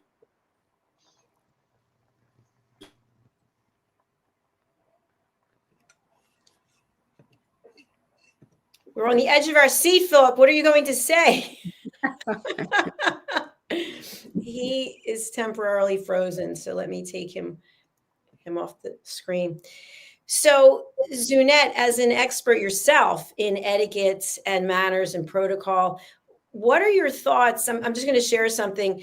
I find as I get older, I really not only have to take 6 seconds, it might be an hour, because you can become so emotionally charged by what someone says or does. And this happened recently. I'm not going to go into what it was, but somebody wrote something and I just thought, this person is not in control of their emotions. And it's very clear. And to be able to see that as a coach or as a human being, I decided I am not even reacting to this. I'm not responding to this, because then I would be going, I'm not making a judgment, but I'd be doing the same thing that that person is doing. So is it a skill that we learn, or it's just as we get older, we just give people more grace? What do you think? I think it's a skill. We have a friend, she was in a motor vehicle accident and she had to teach herself to talk again, and she actually wrote a very interesting book, I Am Still Here. She was a radio broadcaster, but she explained that, and I'm not an expert, the parts in your brain that was actually broken, the highways, and it gets you to a point. Say, for instance, she wanted to say, you look pretty, but she said something totally different. Give me that. Instead of you look pretty, she said, and she was shook her head. And the same thing I realized happened with my mother-in-law when she got older. It's exactly, as we get older, we just tend to speak our minds and just carry on. And it's because of that paths, that's what I heard, I'm not an expert, that's actually broken. So I believe you need to, it's a skill that you need to learn, especially as we get older. We need to learn to slow down, think about what we say or do, and always remember to be respectful and to give empathy. That is just my belief. And as I say, I'm not an expert on that field. Thank you very much. I appreciate that. And again, there's no script here, so people don't know what I'm going to ask or what's going to be said. So, Philip, you were cut off there. I don't know if you want to go back to where you were finishing, but I was just asking the question, when someone puts something very negative out in the world toward you, whether it's in writing or it's verbal, and the 6 second rule sometimes to me could be an hour, or I may never speak to you again rule. I forgot to add that. So my question for you, Philip, is how do we continue to have our emotional intelligence and to carry ourselves with dignity and respect when we're being attacked by another? It's taking on board that 6 second rule. And as you said, Dr. Jacalyn, it could be an hour, it could be a day, it could be a period of time that you might need to be able to digest that. And this takes huge work. And by the way, we're human beings. So if we do snap and we do very much overstep the mark or react in a way that maybe we even surprise ourselves, then we must also understand that there will be consequences and we must be quick to apologize, but not apologizing because you did that. And that's why I react that way. No. So I picked up very much what Zunette was saying. And Zunette, I have no doubt that you are a taskmaster and one can only become better at these sort of things. But what I was saying earlier, and I don't know where I was cut off, but while we were on the journey, and Zunette, you and I were privileged to seeing Dr. Jacalyn present eye-opening material on the importance of listening and understanding space and interjecting and not judging, and the power and importance of judging. And I know that was an eye-opener for everybody on the trainer. And I truly believe, and this is not even trying to, push Dr. Jacalyn's program, or no, it is trying to push Dr. Jacalyn, but not because she's a friend and not at all. Dr. Jacalyn, that program should be instilled in every single organization, and every school. I think everybody out there should be doing those courses that you've so cleverly created. They are golden, and this world would be in a far better place if people took those programs on board and then implemented the learning from it. Thank you very much, my friend. I really appreciate that. I think, Zinette, you would agree with me. It was golden, right? I fully agree with you. I fully agree. I actually, yesterday I talked about it, and I explained about the example of the tattoos to one of my clients. And I explained that you need to listen and you need to. And I actually also pushed your course, and I said, please go and have a look. And it's because it was profound. It was just amazing. And it opened my eyes to realize how quick we are to judge other people. Absolutely. Thank you for that. And Philip, you may not know, but Zunette has joined our team of elevated listeners. So she's officially USA Global TV and Radio team member. And I just love the fact that this platform has been growing as it has because of referrals. So Philip, you referred Zunette, and Zunette, here we are today. We have somebody backstage who also has her own show, and she referred Talia Smith, whom we just heard from a few minutes ago. So Talia came to us to present today as a result of this beautiful woman. So I just want to give a little bit of an introduction. Philip, I know you have to run, but it's been an honor and a pleasure to have you, and we'll be chatting again soon. Bye, my dear. Thank you. Okay, so our next guest's name is Julianne Mejia, and she has done something that, I don't know, I've watched Shark Tank a zillion times. I see how hard it is to have something that you create because of a need, and she'll tell us about the need that she had, and then what it's like to get that through the approval process. She also is an advocate for people who are not able to share their voice. She has some products that I know Red and myself are both very, very willing to come on board and say, yes, you need to order these products from her. So Julianne was facing a health situation, which I'll let her describe. And not only did she review what was out there, you know, the traditional medicines and then alternatives, she decided to create her own line of products to help people who are struggling and suffering with all kinds of symptoms and with situations where they're really in pain. So for me, I hurt my wrist. I think I was teaching spinning, a spinning psycho, because everything I do I have to take to the next level. And she generously offered to send her products to me and definitely helped right away. Red will find out about your situation. But first of all, let's welcome our dear friend and our team member. Her name is Julianne Mejia. Welcome, welcome. Hi, everyone. Thank you so much for having me. It's an honor and a privilege to be here with everyone today. Well, it's a pleasure to have you today. So we heard from Talia. I don't know if you were able to watch her interview, but her, you know, the discussion back and forth. But no one here on this panel knew anything about Cipro being a black box or what could happen to you. And I know you hear about this regularly in the work that you're doing. You founded a company called Holistic Hemp Solutions. You have products that you are changing people's lives with. Tell us the backstory of how you got to be where you are. I really appreciate that. And thank you so much for the honor of inviting me on this reunion special. It's a privilege to be here. My name is Julia Mejia. I worked in traditional medicine, and unfortunately, I got injured working on the job. I was put through the ringer with the traditional opiates and pharmaceuticals. Not only did they not work, they made me extremely sick. So, you know, I drew the line after going to the compounding pharmacy. I was put on oral ketamine, and after that failed to relieve my chronic pain disorder that I developed from my work injury, I said there has to be a better way. So, you know, coming from a cognitive neuroscience and research background, I really started digging deep into the research about reflex sympathetic dystrophy and what really worked for this condition, because I had honestly, working in the medical field, never heard of it. So it is a rare condition, and unfortunately, the only, you know, traditional treatment options are opiates and nerve pain medications. So when ketamine failed to relieve my pain, I said there has to be a better way. At that point, I dived deep into the research and started looking into holistic alternatives for my chronic pain disorder.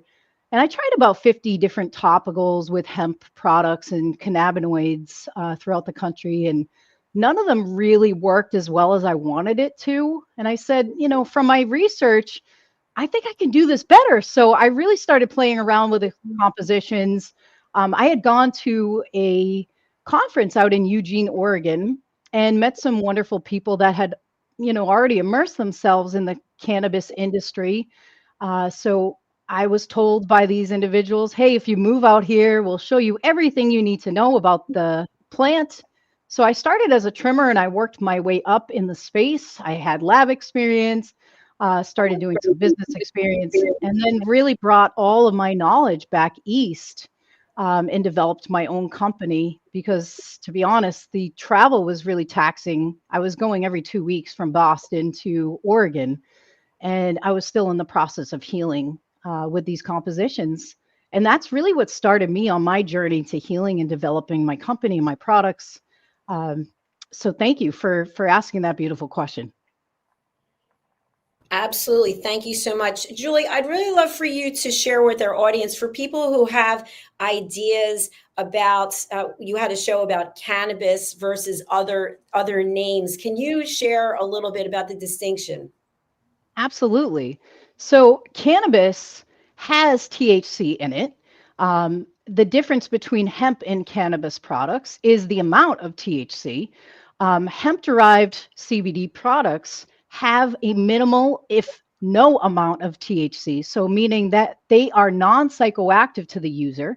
So we have developed products with a cold processing technology that literally composes and keeps all the cannabinoids and all the terpenes from the raw organic material that we're working with and leaves them untouched in the finalized composition.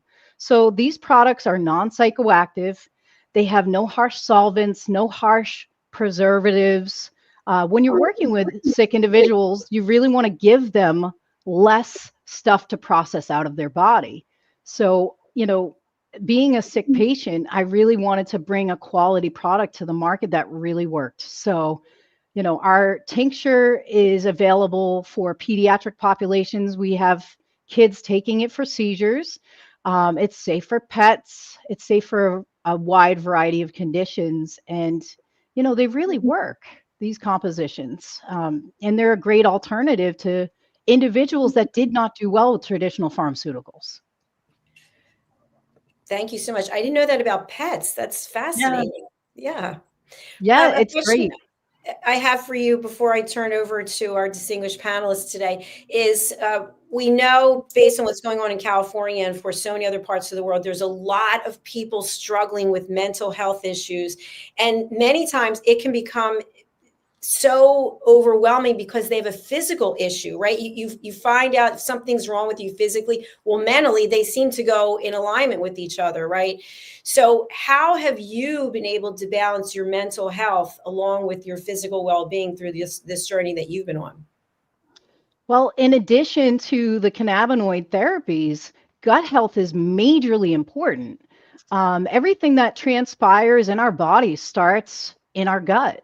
So if we're eating crappy, unfortunately, eating inflammatory foods, a lot of people develop this condition called leaky gut syndrome, where the gut becomes permeable for disease and inflammation and a slew of other things. So in addition to the cannabinoid therapies, which really truly balance the body and work with the endocannabinoid system in conjunction with the immune system to support the body, that's a huge part about mental health that people don't really consider. They don't consider what they're eating. They don't consider what they're putting in their bodies. Even traditional pharmaceuticals have a slew of industrial chemicals that can create havoc on the gut and create other issues in the body. So I hope that's a little piece of knowledge on that. I do tell everyone to not only work on their internal health, but mental health wise, coming from a psychiatric background, I think it's really important for everyone. I don't care what you do in this world. I think there needs to be a neutral outlet that you can speak to. So I absolutely recommend, holistic therapists. as well, in addition to healthy eating and lifestyle changes. Fantastic. Thank you. I appreciate Absolutely. that. Zunette and Red, what questions or comments do you have? And again, I'll start with Zunette. I would like to know more about the pets. In what instance will you give the product to the pets? For what treatment? So we help pets with a variety of conditions. Both of our products are actually safe for pets. So I have a topical that has 5 different anti-inflammatory ingredients. So there's a number of pets that develop fatty composites in their body or cancerous tumors, skin conditions, just like we do. So, the products are safe for pets. They're safe for wound care, post-operative care. We're actually internationally patent pending for a number of different medical conditions for both pets and humans. So the tincture actually helps pets with anxiety, sleeping issues. So if your pet has separation anxiety, that's a great product for pets. And so there's a variety of different conditions that we help a number of populations with, both human and animal species, which is great. Oh, that's very interesting. Yeah, so it's a really beautiful product. Both of them are safe for the entire family. We've had these tested as young as infancy. Kids that are teething, they use the tincture on their gum line, and they do really well with that. These are natural compositions that the body makes. So they're found, flavonoids and terpenes are found in foods, and cannabinoids can be produced within the system itself. So. Thank you. And thanks, Jeanette, for the question. Red? Julie and I had a couple of conversations way back, and then I came down with shingles in early June, and it erupted and was not a happy camper for a while, and it started going away, and the blisters had formed on, and then anyway, progression looked good. And then all of a sudden in early July, I get another round, except much worse than I had the first time. And Julie was very kind to give me a lot of moral support over the phone. We talked about things. I tried this, try that. She sent me graciously a couple of things that I tried. And I guess I had about 10 weeks of what I would call 24/7 intense pain. Just no matter what I did, it didn't matter. Nothing worked. Absolutely nothing. I could ice it down. I could try the electrostatic therapy with a little thing that vibrated and shocked and whatever. I tried all sorts of drugs. It didn't matter. Anyway, over time, I finally began to overcome it. I got this drug called Lyrica. Oh, whoa, amazing. I could sleep more than an hour. It was a miracle drug because all of a sudden 90% of my pain went away. I was rapidly approaching being a human again. But then all of a sudden my blood pressure went up 230 over 150, 160, and I had to get off of that in a hurry. And it took probably another month, another 6 weeks before my body finally acclimated enough that I don't need anything. And it's just, okay, and now it's an annoyance, it's an irritant. Yeah, I see it every couple of days. I was no longer waking up at 3:30 in the morning because somebody was stabbing me with an ice pick. It was a rough time in my life, and I'm going to say I lost about 5 months of 2024 because I was unable to really do much of anything at all. But Julie was exceptionally good about helping me, checking on me, talking about things, try this, try that, maybe you need to do this. And she sent me a list of things. I went out and religiously bought each one exactly as she had. And even though I wasn't getting immediate relief, I knew that something was going on because I knew what the products were and what they were doing. And it just, I don't know what caused such an intense reaction from the shingles. If you have advice, if you don't have the shingles vaccine, please consider it seriously. It's something you never want to experience. I did experience a little bit because I got over sunburn when I was taking care of my wife during her chemo. I got a little bit behind one of my ears. I was fortunate enough to get in to see my doctor very quickly. And he looks at it, it looks like a traditional case of shingles. And then, okay, he gave me some stuff, boom, it's gone in a week. I said, well, shingles isn't bad.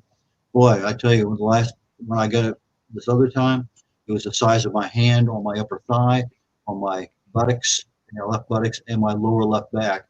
And even the areas where the rashes were not just like 5 inches away, just plain skin, it was like somebody was sticking me with needles. It's a terrible disease. It's a terrible thing to recover from. Anyway, Julie, I just want to thank you so very much. You were just inspiration to me during that time, and I truly appreciate your concern and your help. You're so welcome. And we've had a lot of clients use our products successfully with shingles. So it really depends upon how systemic the infection is. And, unfortunately, you had a severe case. So, I'm so sorry that you went through the ringer with that, but I am always here and available to teammates that need support in the holistic sense. Yeah, because I could sit there and I could say, well, what about this? Or what about that? And you say, and you'd give me some good scientific reason why. Okay, let me try that. If you didn't know, you say, I don't know. It was a good, honest discussion about things. And so, have you tried? Well, no, I hadn't thought of it. Well, yeah, I know that, but I haven't tried it.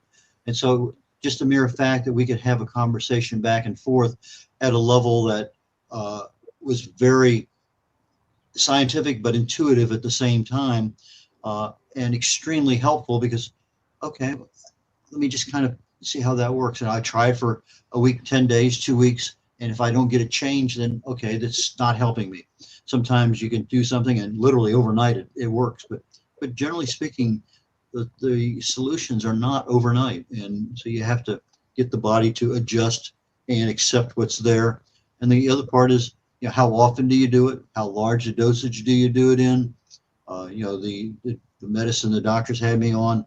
Okay, you take this, anyway, totally out of context for whatever it was. It just did not No, work. and that's very common, right? So people start traditional pharmaceuticals and it takes a long time to either have the body realigned and balanced, or B, now your body's mitigating the additives that are in the pharmaceuticals.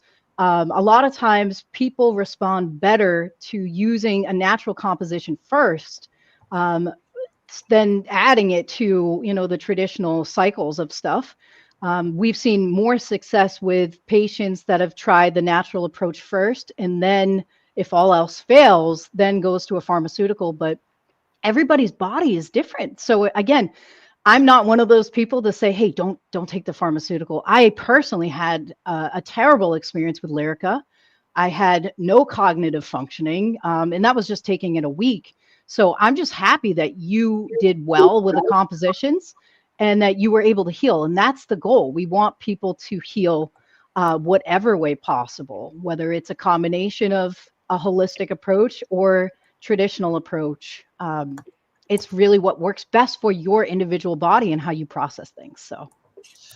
And sometimes you can sit there and literally mentally cancel out the pain just by meditation or by breathing or there's a number of things that I tried.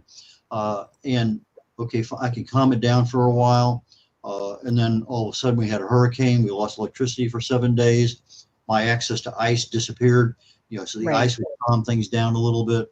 But it was a time of turmoil. And it was just, anyway, I think we've talked earlier about sometimes you go through things and it's a good learning experience for later. And I'm trying to figure out for myself, what can I do to help others based on this experience? And so I'm in the process. No, and it's great. And you know what, Red, the compositions that you're taking, the other supplementation, that's going to prevent it from coming back. So it's really about getting your body into balance where everything is calm, the nerves are calm, your system is functioning optimally, right, with your immune support, so that you're not having another resurgence of the shingles or any other illness that's going to attack the immune system. So it's interesting because I had sorry, I have to interrupt because Zunette has to leave, and I just want to thank her for coming here. Zunette, I hope that you and Julianne will connect and see how you two can collaborate. But thank you for spending your afternoon with us, and I hope you have a beautiful evening, Zunette.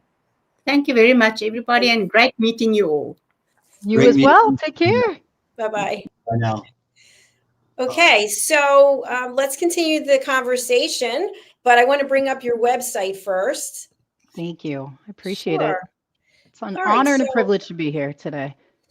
It's an honor and privilege to have you, for sure. We're looking at your website, which for people who are not able to see the show notes, it's H is in Harry, solutions with an S.co. Correct. So give us a little bit of an overview about what people can expect to find here on your website, Holistic Hemp Solutions. Well, you can definitely find education about my background and how I got into the space and developed my company. There's a slew of interviews, including your interview and Red's interview. I was also featured on Montel Williams' podcast and some other beautiful podcasts under the news and blog section. You can take a look at our products. Our products are internationally patent pending.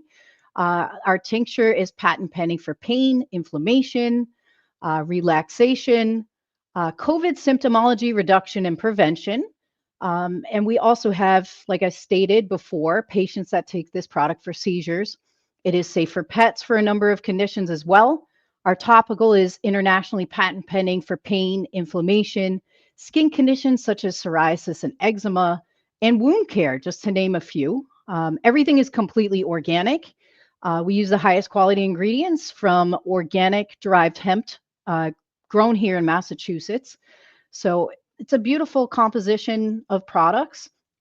And our company, we try to do advocacy work. I come from a medical background. I was a medical advocate. I also worked on the legal side of things in regards to some of the legislation.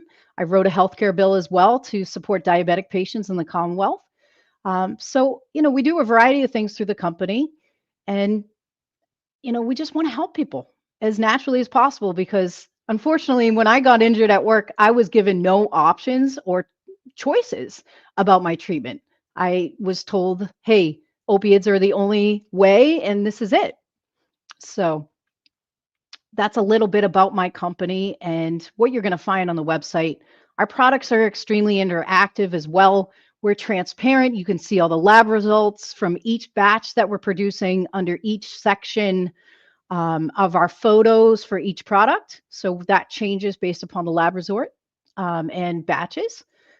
And we try to be as transparent as possible. We really want to just educate and help people heal as naturally as possible. And we're looking to be a household name and expand globally. So we have that stuff in the works. And, this has been a beautiful composition to work in conjunction with USA Global TV and radio to get the information out there, to get other patients' stories out there, other inventors' products.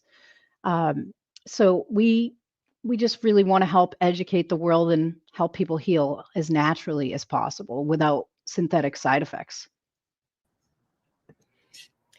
Fantastic. Thank you so much. I love your website. It's very comprehensive. Everything is right there. Anything specifically that you'd like us to go to on the website? No, I think, the biggest takeaway I'd like people to listen to is just, please, once you get injured, there are other options. You do not have to listen to traditional doctors.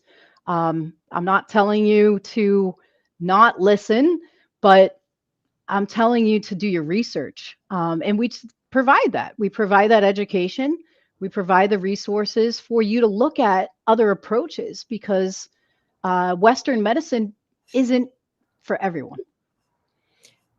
Excellent points. Thank you so much.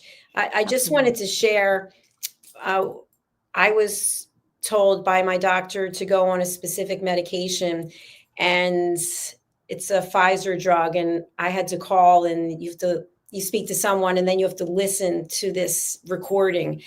And I was listening to the recording, and I thought, there is no way in this world that I'm taking this drug. It could cause brain damage. I'm thinking, you've got to be kidding me. And then I looked at the clinical studies, and it was 27% effective.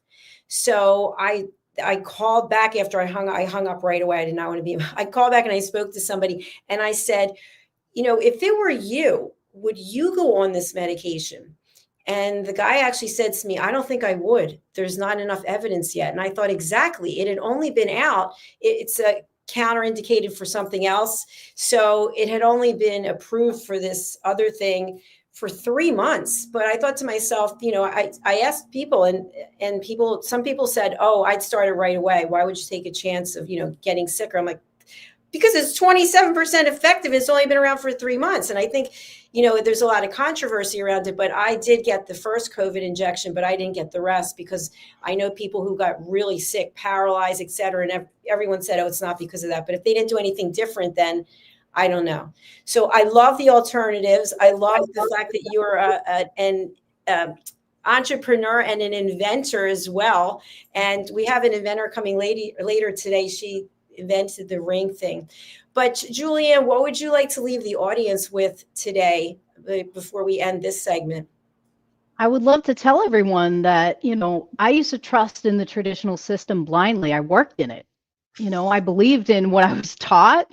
And what I can tell patients is to be your own advocate. Do your research before taking anything. If your doctor is prescribing you a pharmaceutical and not asking you about your diet, your lifestyle, your supplementation, they're just pushing drugs. That's the reality. I would love everyone to just take a look at their ingredients that they're getting.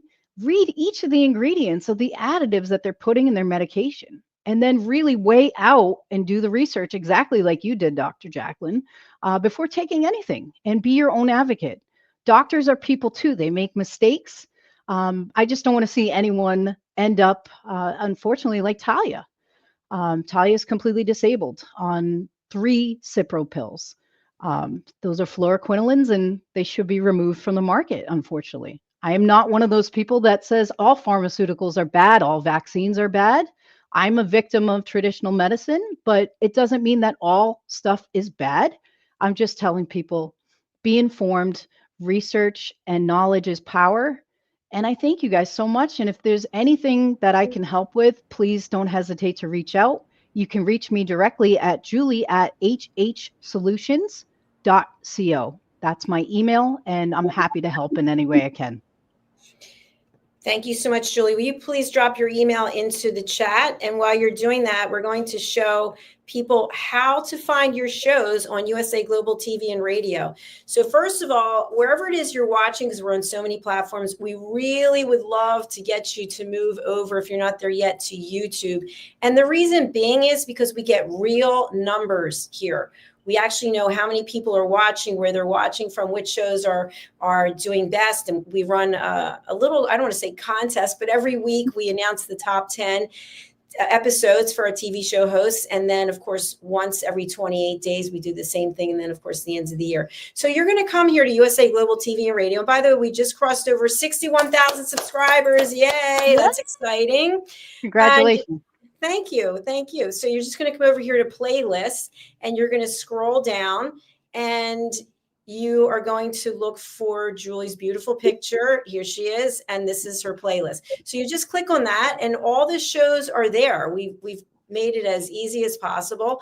And we also have a second YouTube channel, which is Dr. Jacalyn Kerbeck, which really started out as a backup in case YouTube decided to pull one of their famous, we're shutting you down for a week. So, but here's Julie's email address. Let me put it up on the screen right now.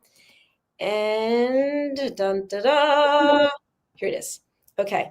Julie at hhsolutions.co. So please do reach out. I have to say, in addition to what Red said, Julie has to be one of the nicest human beings I've ever met. I mean, on the screen, these two people here, you can't meet finer people than these two people. They really do care about you. And I have felt the love from Julie and from Red in a tremendous way, times 1,000. So thank you very much. Julie, when can people watch your show live? So we do once a month on the third Monday of the month at 3:00 Eastern Standard Time. So we hope you guys will tune in on the 20th. We have Sherry Bennett. She is an advocate for women and is a survivor of sexual assault. It's going to be a really powerful episode, and I hope you guys will tune in. And Jacalyn, I just wanted to say to both you and Red, it's been an honor and a privilege, and I felt the love from both of you. And it's, anyone considering having their own show, this is the place to do it. I have felt so supported and cannot talk enough positive feedback about USA Global. So thank you so much for all your love and support through this process. Thank you. That was so kind. Thank you very much. And thank you for bringing Talia and all the amazing guests that you've brought to the platform, and Will. So we wish you a beautiful rest of your day. And thank you for spending part of it with us. Thank you guys so much. You guys have an amazing one as well. Take care. Thank you. Bye-bye. Bye, guys. Well, that was really fantastic. I think everyone who is here so far, we still have some additional guests coming. They all brought some new level of information. Would you agree? Absolutely. And I was going to follow up with Julie. The fact that you're going to a doctor and he or she's a specialist doesn't mean they have the knowledge of what the problem is and a solution, because they have a moral and legal obligation to treat a problem when they're aware of it. But the treatment may be a pill in most cases. It may be surgery. It may be something else, some kind of therapy.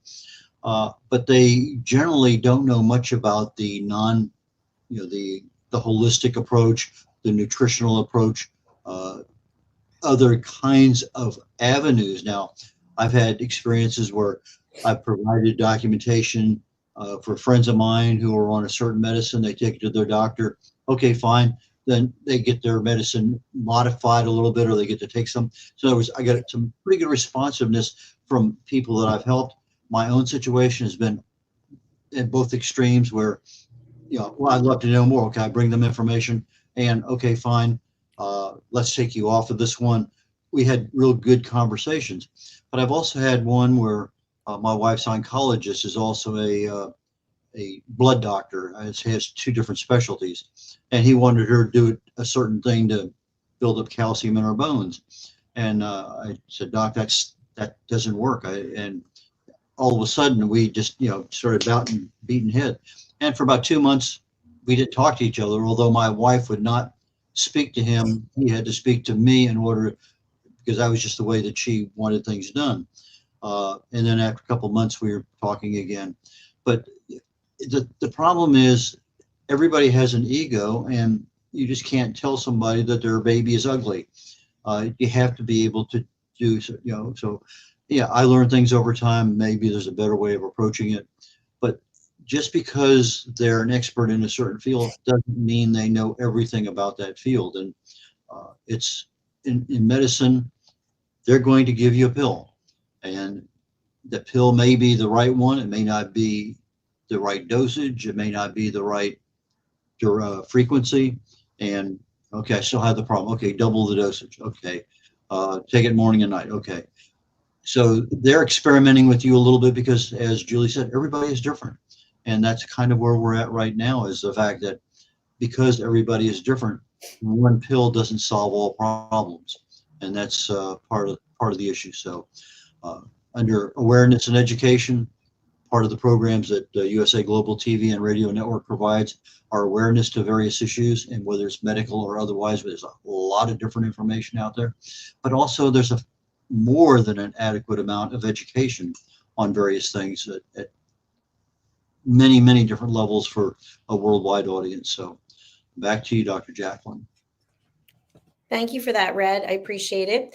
And I just want to share, sometimes I don't want to say feel sorry for physicians. I don't think that's the right thing, but I know just from research I've done, they're typically booked every 11 minutes and it's all day.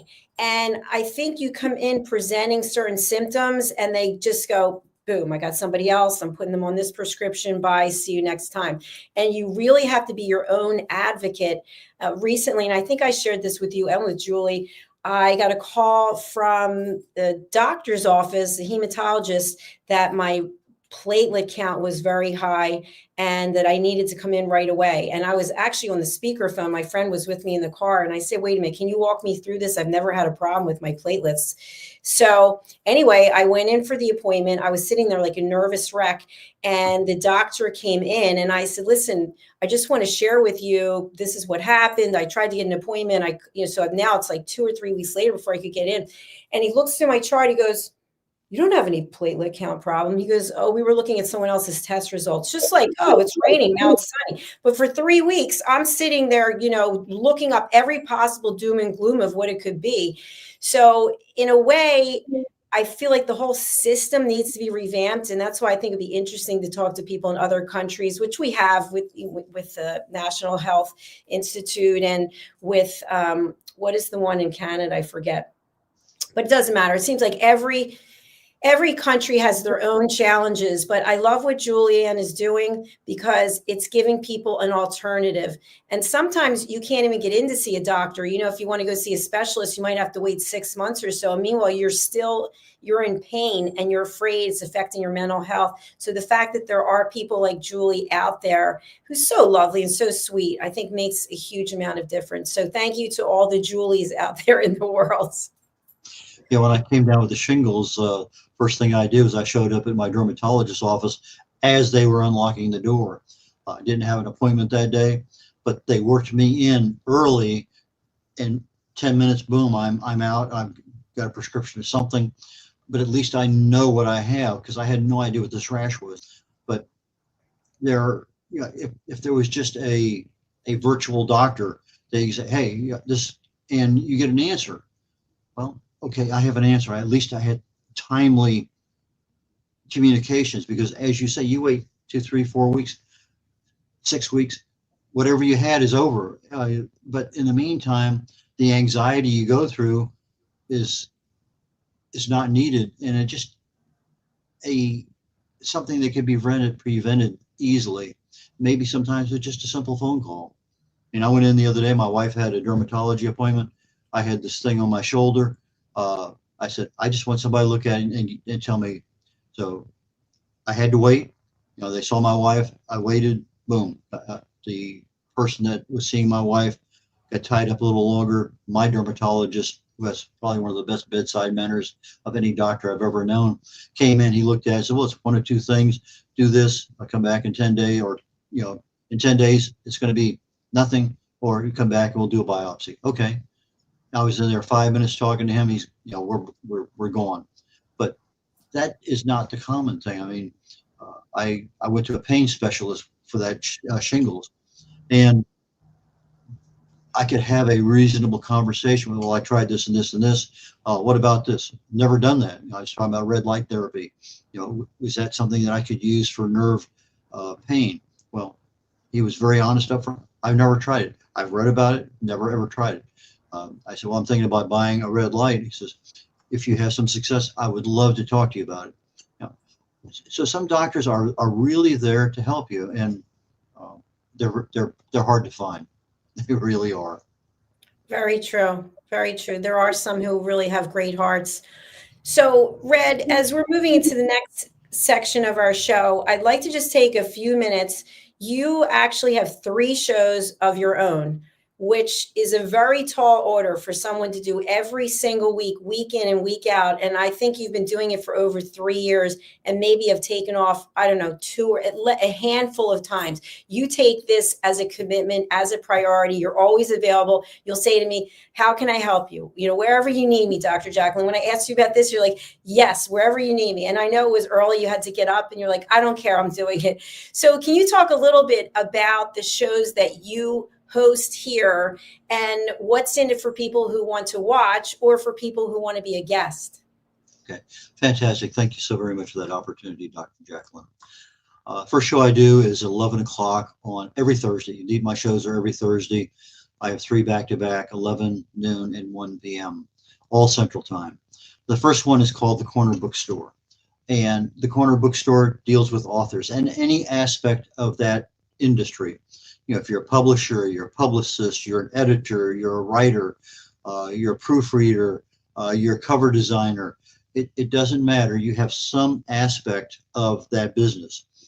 And we would talk about, let's say it's an author. That's generally most of the people I have on there. But sometimes I get publicists on there. Sometimes I get other ones. But let's say you're an author. And we'll talk about your authoring career. When did you start writing? Why this genre? What do you have the passion for? When did you start marketing your product? how successful have you been? It just sort of leads itself down its own road. As Dr. Jacalyn said a couple times already on the show, we don't have scripts. I have notes that when I research somebody, they are whatever. I just have a single word there that, depending on the progression of the conversation, may or may not even want to bring that topic up. But it's always something that deals with that person so that I can make that person more important to the show, that they have some major contribution, some super value that they're adding. So when we're talking about the books, why this particular cover? And they'll go into their rationale for it. Well, who did you get the cover from? How long did it take you? Me as a publisher, one of the biggest problems I have is getting a cover that meets a time schedule for somebody's book to be published. The rest of everything seems to fall through the cracks pretty well. But that particular one with the cover, it just seems to be, it's not everyone, but it's more than just a few. So that's one that I know that if you're publishing a book, it's an important criteria to look at. So that is the kind of person I'm looking for on the corner bookstore. Just go to USA Global TV, go on to usaglobaltv.com, hit book your session, go down and look for the corner bookstore, and then just click on the time there, book me. It'll give you time, you sign up and provide that information. And that's what I do with that particular show. Now you can say, well, I have a business that came from this one. In other words, I took my business as an author and now I'm using it. And we had a perfect case here recently, singer-songwriter, Grammy nominated. She has a book, she has songs, she has everything, but she has made a brand name for herself. And as such, my show called The Wise Ones, which is noontime, I'm looking for people who have wisdom to share. They have value to add. And that value could be in any kind of business. Several of my people are authors that now have an entrepreneurial aspect to them. I'm not as concerned about how they wrote, why they chose that genre. I'm more concerned about, well, how did you develop this business? How do you do your marketing? What do you do to promote yourself? What kind of success have you seen? What doesn't work? So we're looking at a business. Now, I've had program managers on there, lawyers, I've had financial people, just a variety, well over 150 different people on there. And so we're talking about you, what you created, and how that is helping people. And so from a business perspective, you may be an author, you may not be. You may be a business person that we've never talked about being an author, and you have 4 or 5 books because it's just part of the nature of your business to have that. But my focus is, how did you get the level of success that you have? And this could be somebody in their 30s because they have a unique situation, or somebody semi-retired in their 60s. It doesn't matter. So sometimes I talk to people. I talked to one yesterday, Dr. Jacalyn told me about this veteran down in Miami, and we chatted on the phone a couple times. And okay, I love to be able to chat with you a little bit on the phone to kind of get a better idea, but not necessary. There's information you fill out when you register for the show that talks about, these are the things that I offer, these are the aspects I'd like to talk about. Here's my website, here's my social media. And so from that perspective, on the Wise Ones, what wisdom have you learned over time that helps? And one of the questions I love to ask somewhere along in the program is, what do you do for fun? Because sometimes we get so many people who are so focused on their business, it's a 24/7 kind of focus, and they never take time out for fun. And I mentioned it the other day, I think a couple of days ago on the reunion show. We had a lawyer on, just came back from 6 or 7 weeks over in Africa, photographing big game. That was part of the safari he was on. And I asked him the question, he says, and I never knew this, I know this guy for a fairly long time. He says, Argentinian ballroom dancing. He loves to do it. Well, that was kind of, so we went down that road for about 15 minutes. And ironically, 2 weeks later, I have this program manager on that I knew from my military luncheons that I go to. And he had just opened in Houston, where I live, an Argentinian ballroom dancing studio. So it's part of his program management and the things that he learned how people can help themselves down the road. We talked about opening that business, and it was his passion. So the program goes almost any direction. I've had some interesting discussions on dogs, because this lawyer, financial planner, also takes care of Great Danes. And so part of her business is her law business, part of it's retirement, but also part of it is a dog business that she has 6 or 7 Great Danes. And we talked about how well that business marry up to what you're doing, or it's just a passion. It's something I want to do. So sometimes we have these passions that become a business. We talked earlier tonight about starting a business, I think it was Unette. And okay, start with something you have a passion in.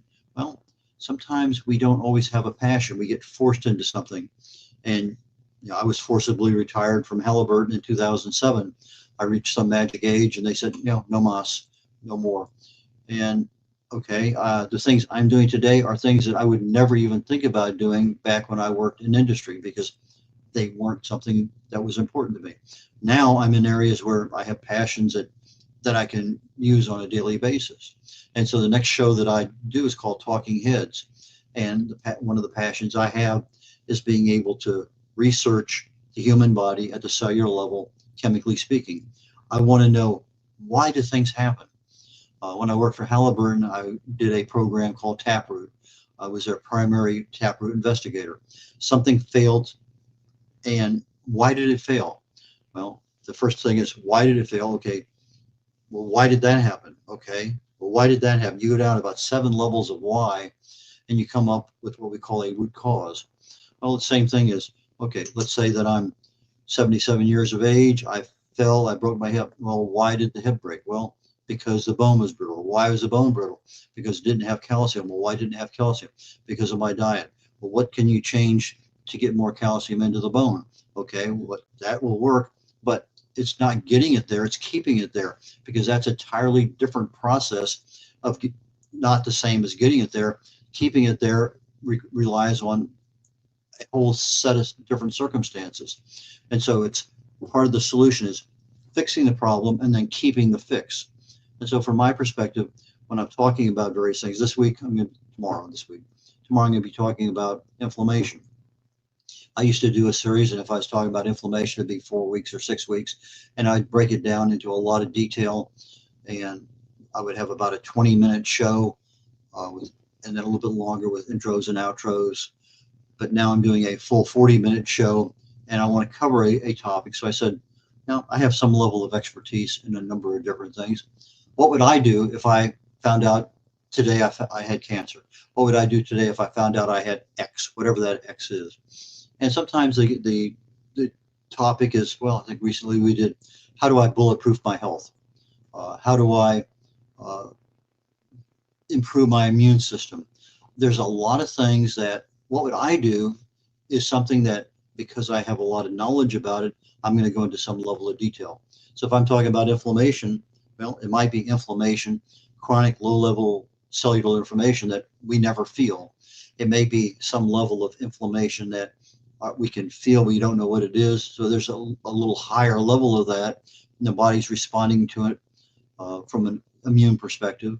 And then maybe it's a higher level because I injured myself and I have inflammation, swelling, redness, pain, etc.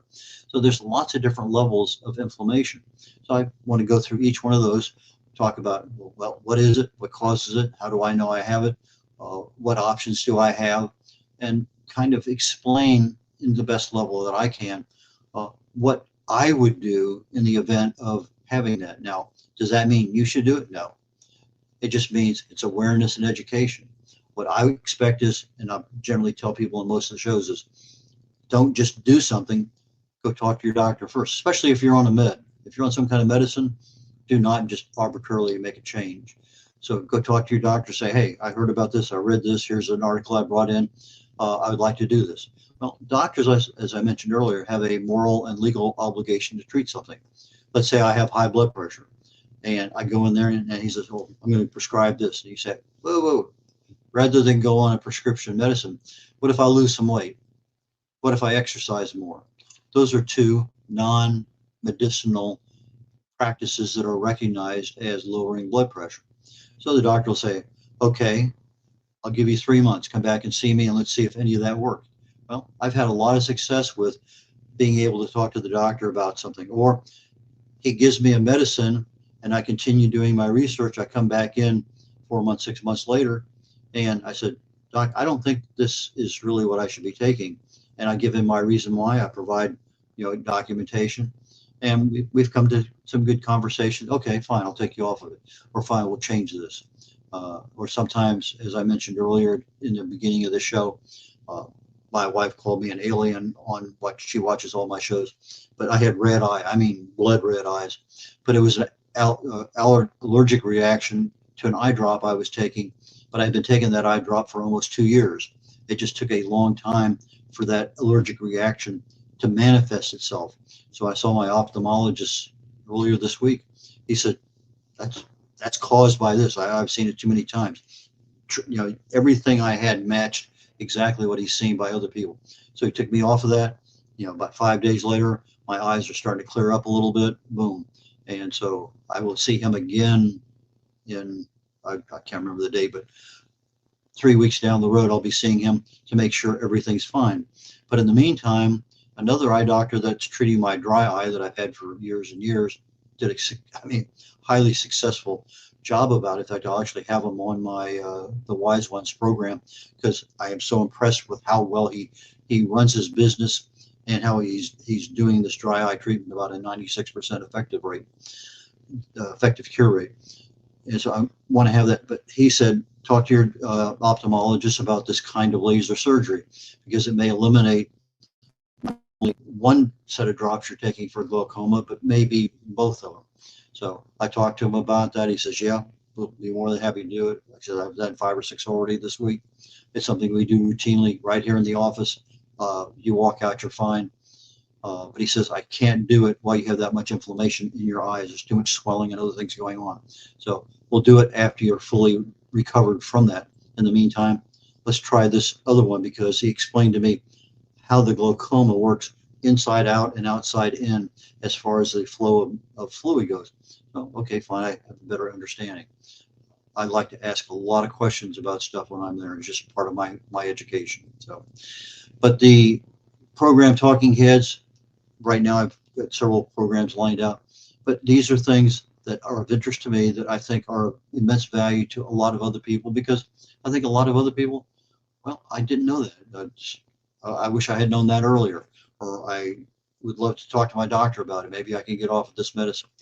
A lot of things out there that we talk about. So those are the 3 shows I do. I do the Corner Bookstore at 11 o'clock Central on every Thursday. I do the Wise Ones at noon every Thursday. And then I do Talking Heads at 1 p.m. every Thursday Central Time. Thank you so much, Red. I feel like we were just on Talking Heads. That was fantastic. I love all of the education and awareness that you bring, especially when it comes to longevity and also doing your own research, being your own advocate, not being afraid to ask the doctors questions. I know a lot of times people are terrified. Write it down. Even though we don't use scripts here, write it down when you go to the doctor and check off those questions. So thank you again. Red, we're going to move on to the next part of our show. For those of you just joining us, we've been streaming for 2 hours and 47 minutes. We've had a number of really incredible people here. And we have someone backstage who is also amazing. Also came to us as a referral. We were talking about that earlier. And Scotland referred Kimberly Schaefer here. And Kimberly is the founder of Ring Thing. And if you're like me, I'm obsessed with working out. I'm always taking my jewelry off. And then I'm like, where the heck is my ring? Yesterday, I had an amazing shock that my bag that I use all the time it has a zipper in the bottom of it, and it was open. I was like, oh my goodness. So you have to have ring. Kimberly also is someone who is very persistent because it took a lot to get to where she is today. There are a number of obstacles that she had to overcome. And she has a show here on USA Global TV and Radio called The Persistence Payoff Show. In addition, she is very much involved as an advocate, helping for people who have been sex trafficked across the country, but I think there's specific areas. So she is someone I really want us to welcome. I want to bring up her website. Let me do that now, and then we can, here it is. So you can see exactly what the ring thing is. Are you familiar with ring thing, Red? I have never heard of them before, actually. Okay, so let's take a look. This is what I love. We're bringing awareness and education. Okay, so here's the ring thing. If you see here, it makes perfect sense for anybody who is traveling, anyone who is taking off their rings to do something. I know she has a contract with rock climbing companies so that you're not allowed to wear your rings when you're rock climbing. So you can see there's different layers there that you can separate. You can put the rings in between, and then you put the top on and you screw it down, and then you can attach it. It has a little keychain on it, so you can attach it to your inside your bag, or you can put it in your luggage. You can put it on your purse like it is here. So I think that this is something that everyone should consider, because if you think about how much you love the rings that you have, or maybe it's an engagement ring, it's a wedding ring, and if you were to lose that, you would just be completely devastated. So the ring thing here, you can read about it. It's waterproof, which I love. I have a ring thing that it's blue. It comes in different colors. And I know over the holidays, Kim had them hanging off of a tree, which is great. So they can double as an ornament as well as fully functional. Here's a video you can watch about them being waterproof.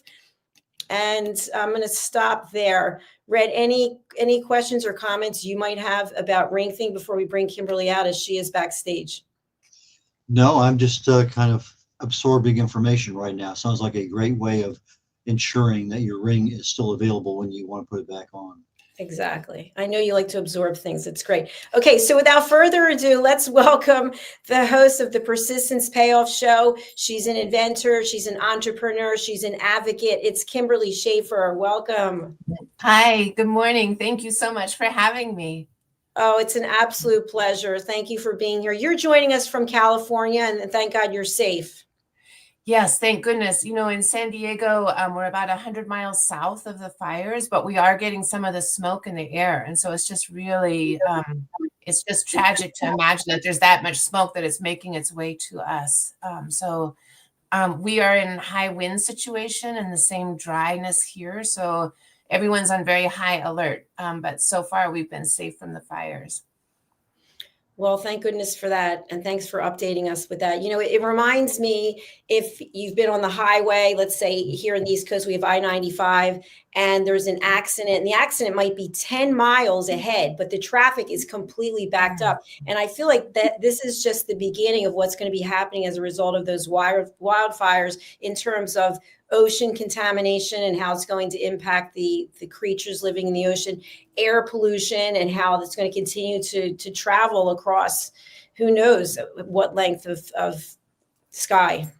Yes, absolutely. And definitely our hearts here are with them up in LA. And there are a lot of efforts underway to gather supplies and donations to take up there. So we feel very connected to our northern neighbors. Absolutely. I mentioned too that I have family living there, right in Malibu, my one cousin. So he's keeping us updated on what's going on. And again, our hearts go out to everyone. Yes. So Kimberly, I know you have a PowerPoint presentation. If you'd like to share that, and Red and I will drop off of the screen. All right. Thank you so much. And to do that, do I just go to the present button? Yes, just go to present. Okay. Red, we'll see you in a minute. Okay. Okay. As soon as I see it, I will drop off as well. Okay, let's see. Sorry. It's okay. Just take one moment here. Yeah, I'll take you off just for a second while you're doing that. So for any of you who are watching, we have two guests who are coming up after this, and then we will be saying goodbye for the 2025 reunion show. This is part 2. So if you missed part 1, that was on Sunday. And once again, it's been another opportunity to learn. We've had some incredible people here today. I learned so much that I didn't know. And I think that for the one presenter, all of us were just shaking our heads. Talia Smith, she was talking about black box drug, Cipro, that she ended up taking 3 pills and it totally changed her life. She ended up in hospice fighting for her life, and she's still fighting, and she's an advocate, but we didn't know anything about Cipro. So that's the value in these shows, that you're getting education that you might not be getting anywhere else. So please go to our YouTube channels, USA Global TV and Radio, and also Dr. Jacalyn Kerbeck, and subscribe. Let's check back with Kimberly and seeing how she's doing. All right. Hi there. Great. Hi. So I believe I've got my screen sharing, so I'm hoping that it's ready to go. Yes, except when I see it, I just see the two of us on it. So you might want to change it to what it's going to go to. Okay, wonderful. Thank you. Sorry. Welcome. It's okay. Let's try this. It's okay. And Dr. Lord, we see you backstage as well. We're looking forward to bringing you out. And actually, I'll bring you out right now just to say hello. You can say hello, Dr. Lord. You're on mute. Oh, there we go. All right. Well, this is a surprise. Hello. Yes. Well, I don't like to keep anyone backstage, so I'll do a proper introduction for you in a moment. So we're going to have Kimberly's presentation, then we'll go over to you. How's that sound? Sounds terrific. Enjoying the conversations. All right. Fantastic. Thank you. Great. Okay. All right. So oh yeah, I see it now. Okay. So let me bring you up on the screen, and you can let us know when to bring up your presentation. Okay, you could bring it up anytime, is fine. Yes, thank you.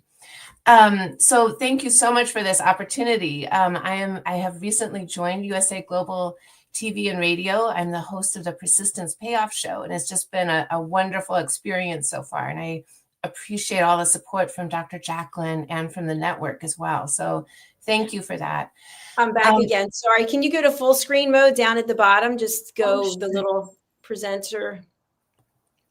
I think it's right here. Full screen.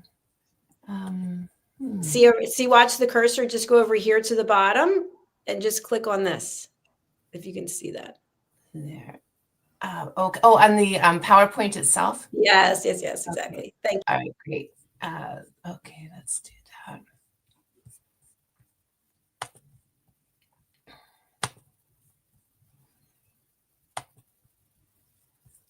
Okay, great. Is that better? It's the same, but it's okay. Go ahead.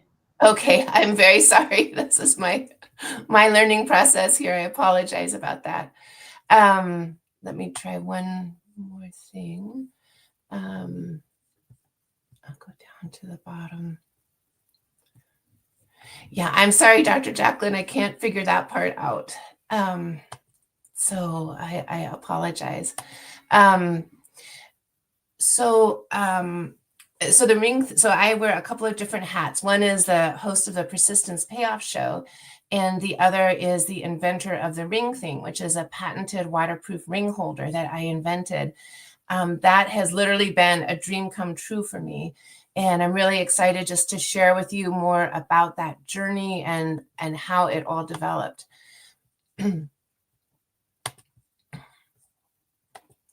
So just a little bit about me. I grew up in Northern California in Chico.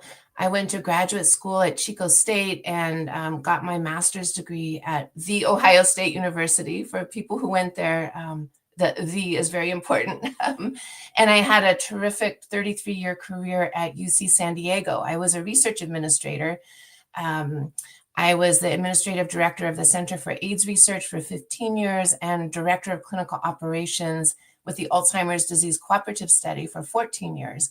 And I got to work with some of the world's leading scientists, and it was just an incredible journey for me. I retired in early 2021 and have been working on the ring thing full-time since then. The idea for the ring thing came to me in 2013, and I'll talk a little bit more about that later. But I brought it to market in 2021. So it was an 8-year development and ramp up process that that was really a great journey. As I mentioned, I am the host of the Persistence Payoff Show, and I'm also an active Rotarian. I'm a member of the La Mesa Rotary Club, and I am the immediate past chair of the District Anti-Human Trafficking Task Force.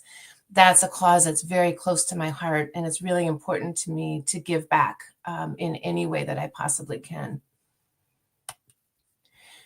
So let me start by just introducing you to the ring thing. It's a small, compact, personal ring holder. It has a base and a top. Inside the base, it's padded so that your rings don't bang against the bottom.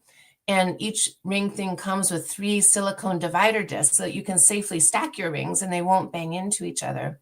You then twist the top closed and you can clip it very easily to bags, water bottles, your purse, your keys, or anything else that you would like.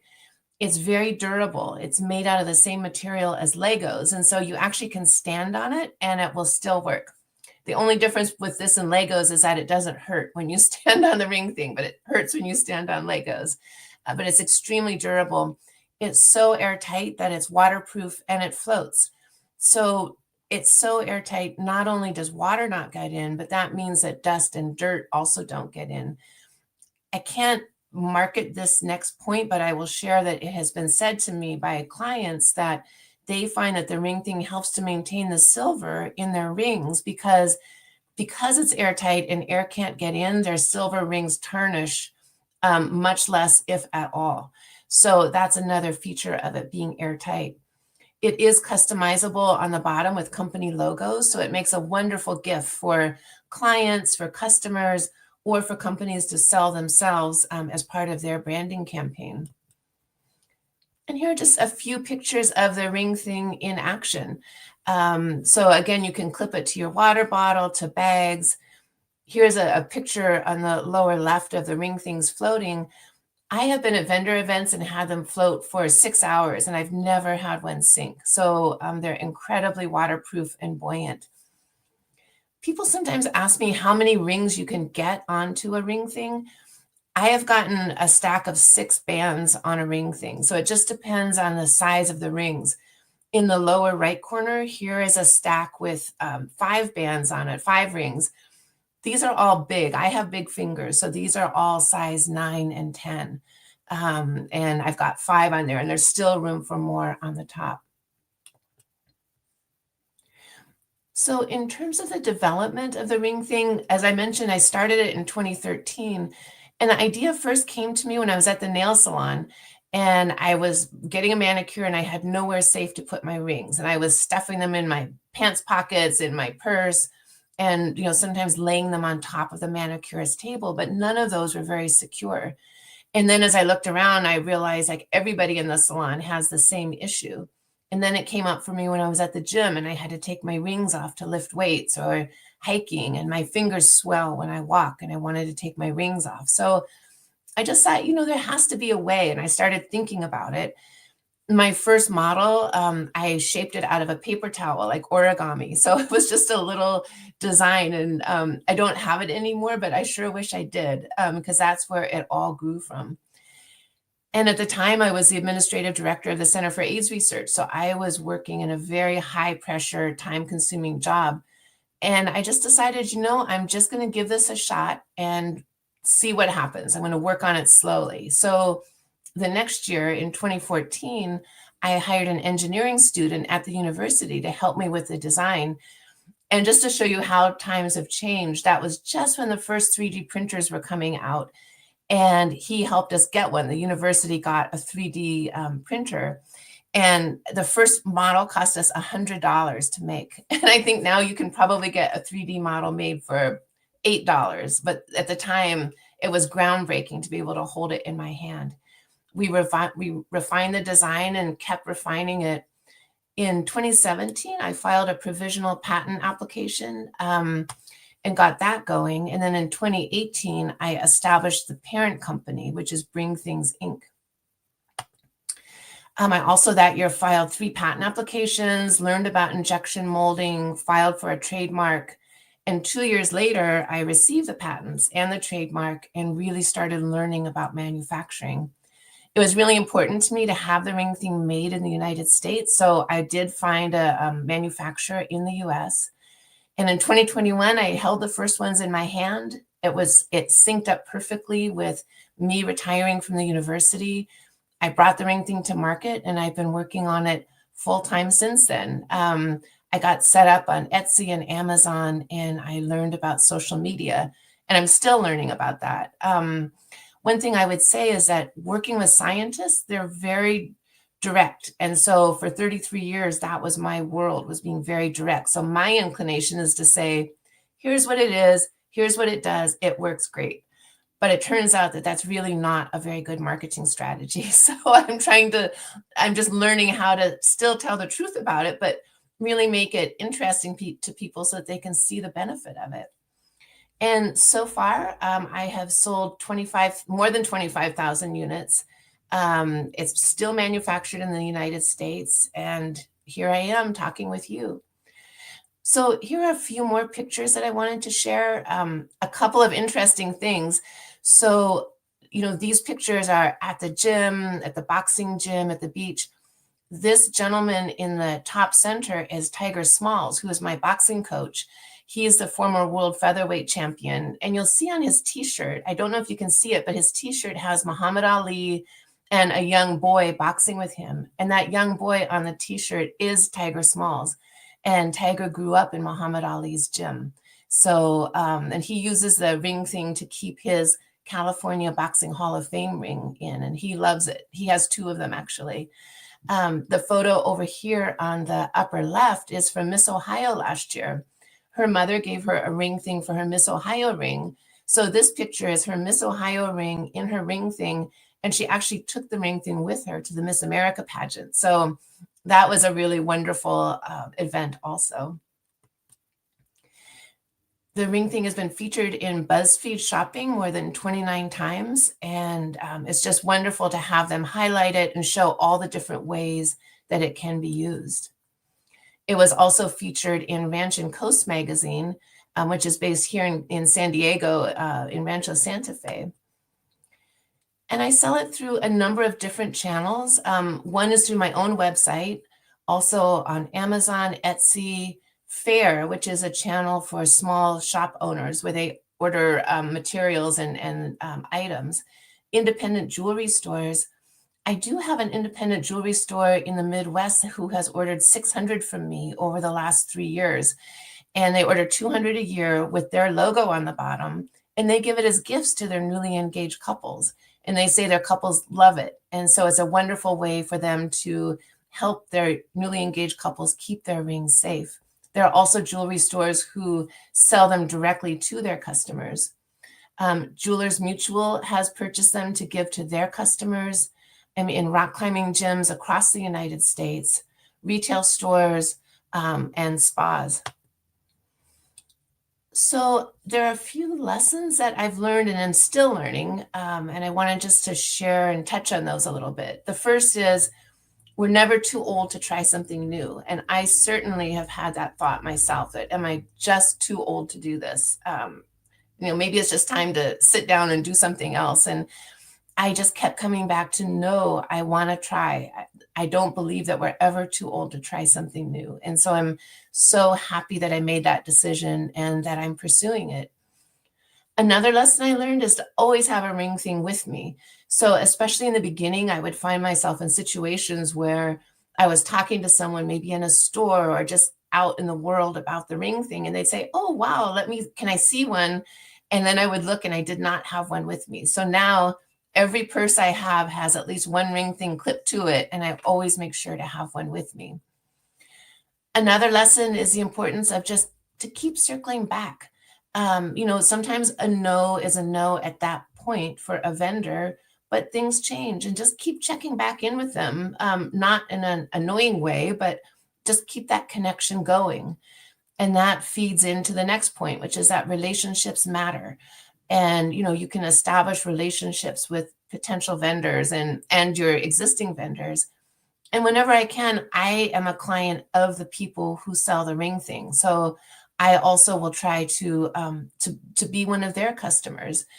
it also helps when I'm going to a potential customer for me to be able to say, I have this, whatever it is from your shop, and I love it. And then they know that I'm not just someone who's coming to them cold and trying to make a sale to them, but I actually have that relationship with them. I would also say get in touch with your inner woodpecker. And I've decided that my own spirit animal is a woodpecker, because I just keep pecking away at things and keep working at it. And, I've learned not to give up. In addition, clarity is so important. Sometimes it's easier to be a little bit vague about things, or it's uncomfortable to be clear, but it's so important to have clarity, both for the people that you're talking to and for yourself and your own processes. I have found a wonderful mentor through the SCORE program, which is a free mentoring program that's available across the United States. And he has been instrumental in guiding me. SCORE is made up of mostly retired business people who want to give back. And so they don't have any skin in the game, so to speak, other than helping their mentees succeed. And it's been a great experience. And there are a lot of different sources for mentors. So I would just say, whatever works for you, find a mentor. Also, don't take rejection personally. For me, that was really hard in the beginning. I had really thin skin. If a potential vendor said no, or someone said no, I thought, oh my gosh, I would sort of fret about that for a while. And then I've learned, you never know what's happening with them. Maybe they're just rebudgeting. Maybe they've had some things happening that just doesn't make it possible in that moment for them to work with you. Or maybe it just doesn't fit with what they're doing at that time. But it's never personal. And so I've gotten much better about that and have much thicker skin. I've also come to see that you'll never get it all done, especially as a small business owner. There's always 36 hours a day worth of work. And so you'll never get it all done. So it's important to just prioritize at the beginning of the day what you want to get done that day. What are the priorities? And get that done, and be okay with having some loose threads at the end of the day. Another point is to give back as much as you can. And I'll talk about that in a minute, about how I'm giving back. But there's all kinds of different ways to give back to your community or to other people. And I feel like that's really important. And then the last thing is just to have some fun every day, whatever it is. Even if you're just being silly by yourself, working on social media, just make sure to have some fun. And in terms of giving back, you can give financially, you can volunteer, you can donate product to causes that you're interested in so that they can sell them at their sales. For me, my cause is human trafficking. So I donate a portion of each sale to anti-human trafficking nonprofits. I also serve currently on the District 5340 Anti-Human Trafficking Task Force. I volunteer on work projects, and I also donate ring things to them when they're having their silent auctions at their own events, just to help them fundraise. And you can just find what works for you. There are different ways to reach me. One is through the website, ringthing.com. The Instagram handle is up. It's at ring_thing_. I'm on Etsy with Ring Thing Designs. And you can always reach me by email at kimberly@ringthing.com. So that is a summary of my journey and where we've been. So, Dr. Jacalyn, is there anything else that you would like for me to cover? Thank you so much. That's outstanding. Let me bring Red back. We have pulled up your YouTube playlist here, the Persistence Payoff Show. And I'd like to announce that your show has been #1 of, I think, 3 weeks in a row, possibly, and also for the top 28 days. And I looked at it and it was #1 again. So I don't post until Saturday. So fingers crossed. I know. Wow. So congratulations for someone who is brand new to us, that you would take the top spot is huge. Wow. Thank you so much. Well, Dr. Jacalyn, I ascribe that to your leadership and your team doing the SEO and helping and guiding me. So I really appreciate that. Yeah, it's an absolute pleasure. Well, thank you for being here. Don't leave yet, if you would. I want to bring Dr. Lord back up, and Red, you're on mute. Hi, Dr. Lord. How are you? Good to see you again. There we go. Trying to unmute. Hi, good morning. Hello. So before we go Wow. on to your presentation, Dr. Lord, any questions or comments that you have for Kimberly about ring thing?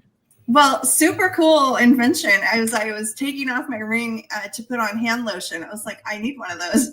Oh, thank you.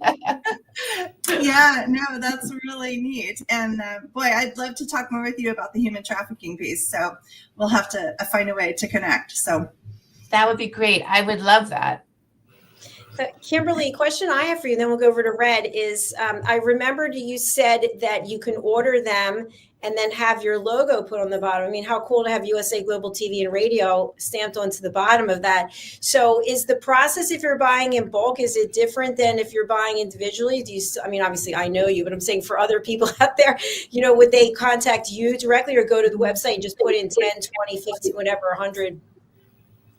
Yes, thank you so much. They can contact me directly. The minimum order for a custom logo is 50 units, and there's a small fee to get the logo, a one-time fee to get the logo template set up to be able to stamp on the bottom, and then it can be used in the future with no additional cost. So I'm happy to talk with anybody. The manufacturer is great to work with, and they can put them out in about 2 weeks, so it can happen very quickly. Fantastic. Well, I think I'll be placing an order. I'm pretty excited about that. I'm glad that you mentioned Wonderful. that. Thank you. Oh my gosh, that would be fantastic. Yes, I'll talk to you about it further. I'm excited too. Red, what would you like to ask or share with Kimberly? I have to know, absolutely have to know, what kind of woodpecker? I think, it's a really good question. I need to learn their different names. The one with the red head, the red on top, which actually, I'm not just saying that because of your name. It's interesting how much noise they make. I remember when I was down in Guantanamo Bay, Cuba, visiting my sister down there. She worked for the government. And I've never seen a woodpecker peck on a coconut tree, but you're outside. And then sometimes my wife and I are walking along a canal, and you have, they make themselves well known, but if you're not paying attention, sometimes you never hear them. But I love the way you use that. So great visual part there. Oh, thank you so much. And my Christmas gift to myself, I'm not wearing it right now, but I got a little pendant with the head of a woodpecker on it. I think I'm going to make that my daily wear necklace, just to remind myself to keep going at it. It's fantastic. And by the way, Red, you can add voiceover artists to your list of things that you do now. But on the persistence payoff, that woodpecker is pretty persistent. I mean, they talk about being as tough as woodpecker looks. It's that persistence. That woodpecker is just pecking away like crazy, on and on. I mean, so a perfect example of having an animal, a visual icon to match the persistence and the payoff. So I think maybe intuitive, I don't know, but you picked a really good animal for that. Oh, wonderful. Thank you. I appreciate that. I try not to be annoying like a woodpecker, but I try to keep going at it. So.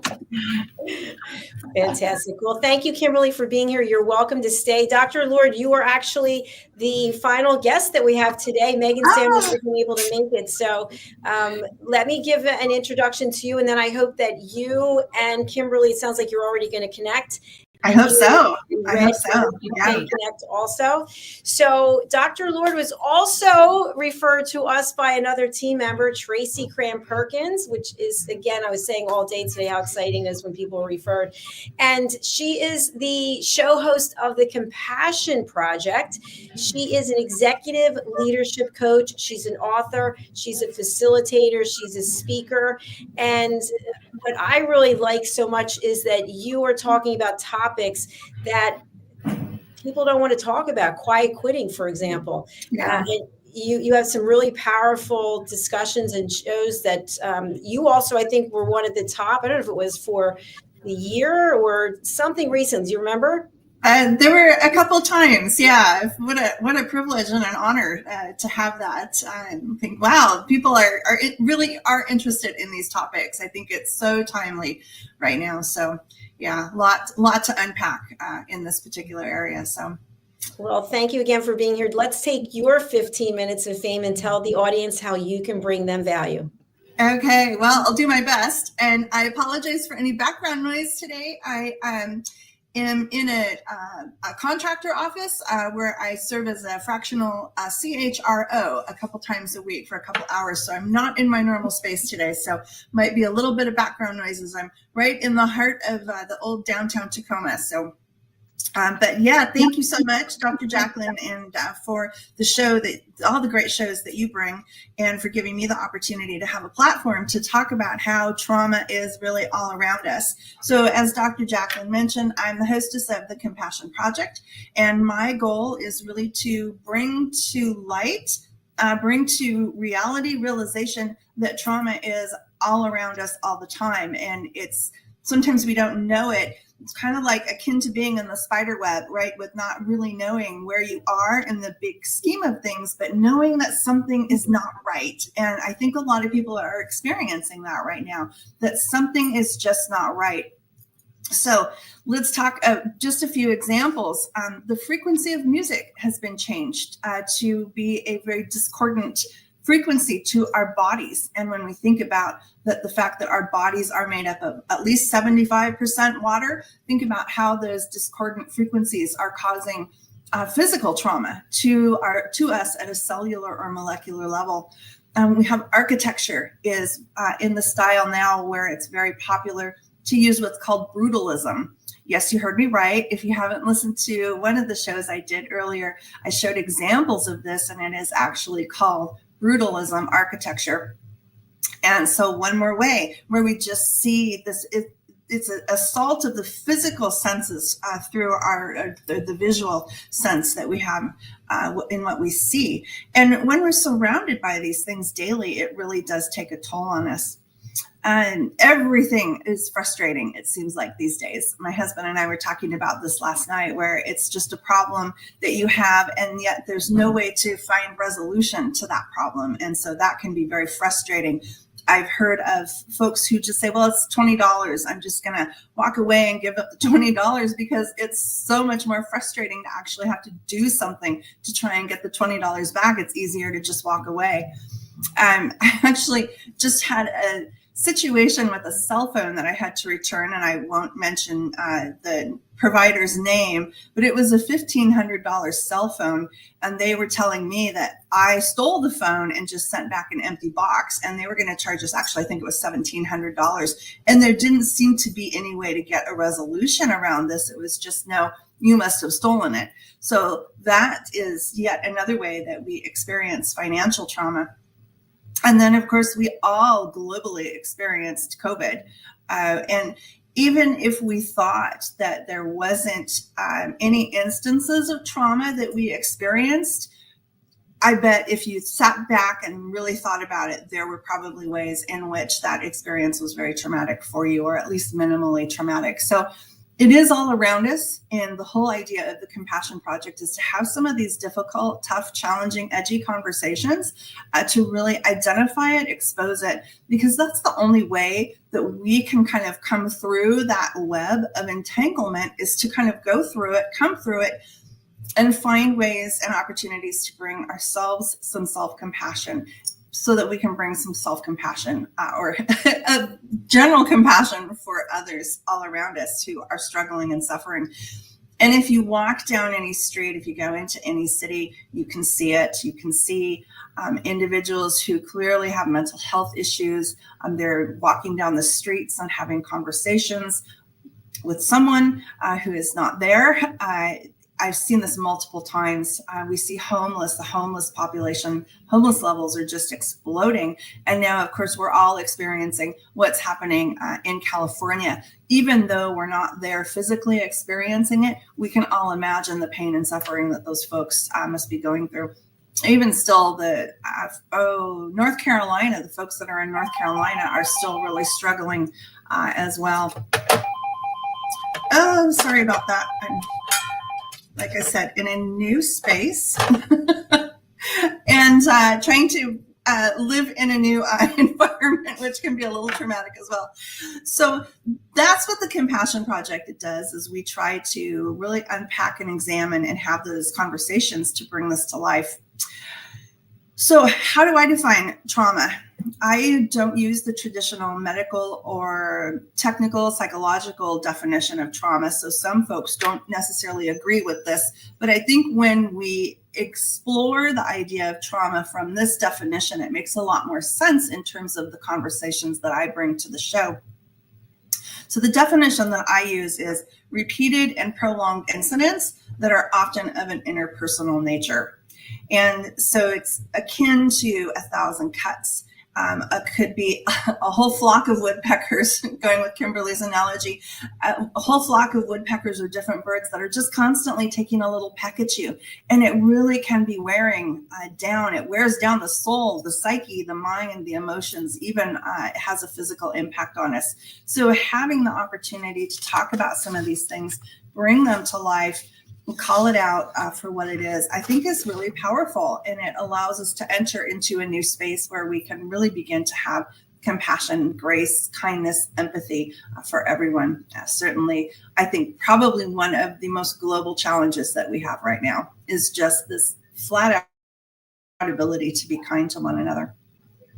So when we do experience words, emotions, thoughts that can be negative, they actually can, it impacts us not only psychologically, but it impacts us physiologically as well. And so we have a myriad of things that happen to us. Our brain chemistry changes. We change experiences at the molecular or cellular level that impact us physically. So there's a lot of reactions that can occur. So how does this all relate to the work that I do in terms of coming into organizations and helping them function better through my business, which is Archetype Learning Solutions? And at the heart of it is making sure that we have organizations that are human-centered. So really making sure that we are taking care of our team members, our employees, as much as I don't like the word employee. That's the word that everybody knows. It's what we associate with. So how do we take care of our team members? And we are certainly seeing a ton of trauma that exists within organizations right now. A lot of that trauma goes back to what we know.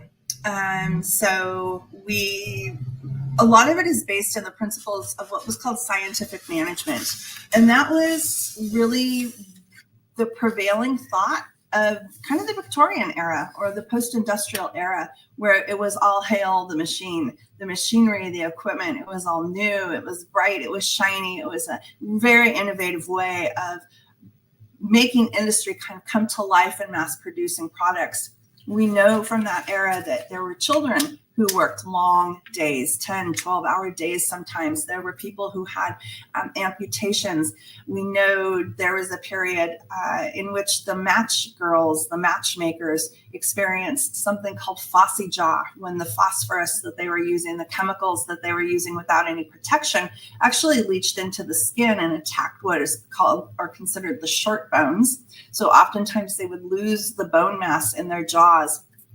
So that's kind of the model of modern organizations that we are still working through right now, is this idea that it's all about the task and the productivity.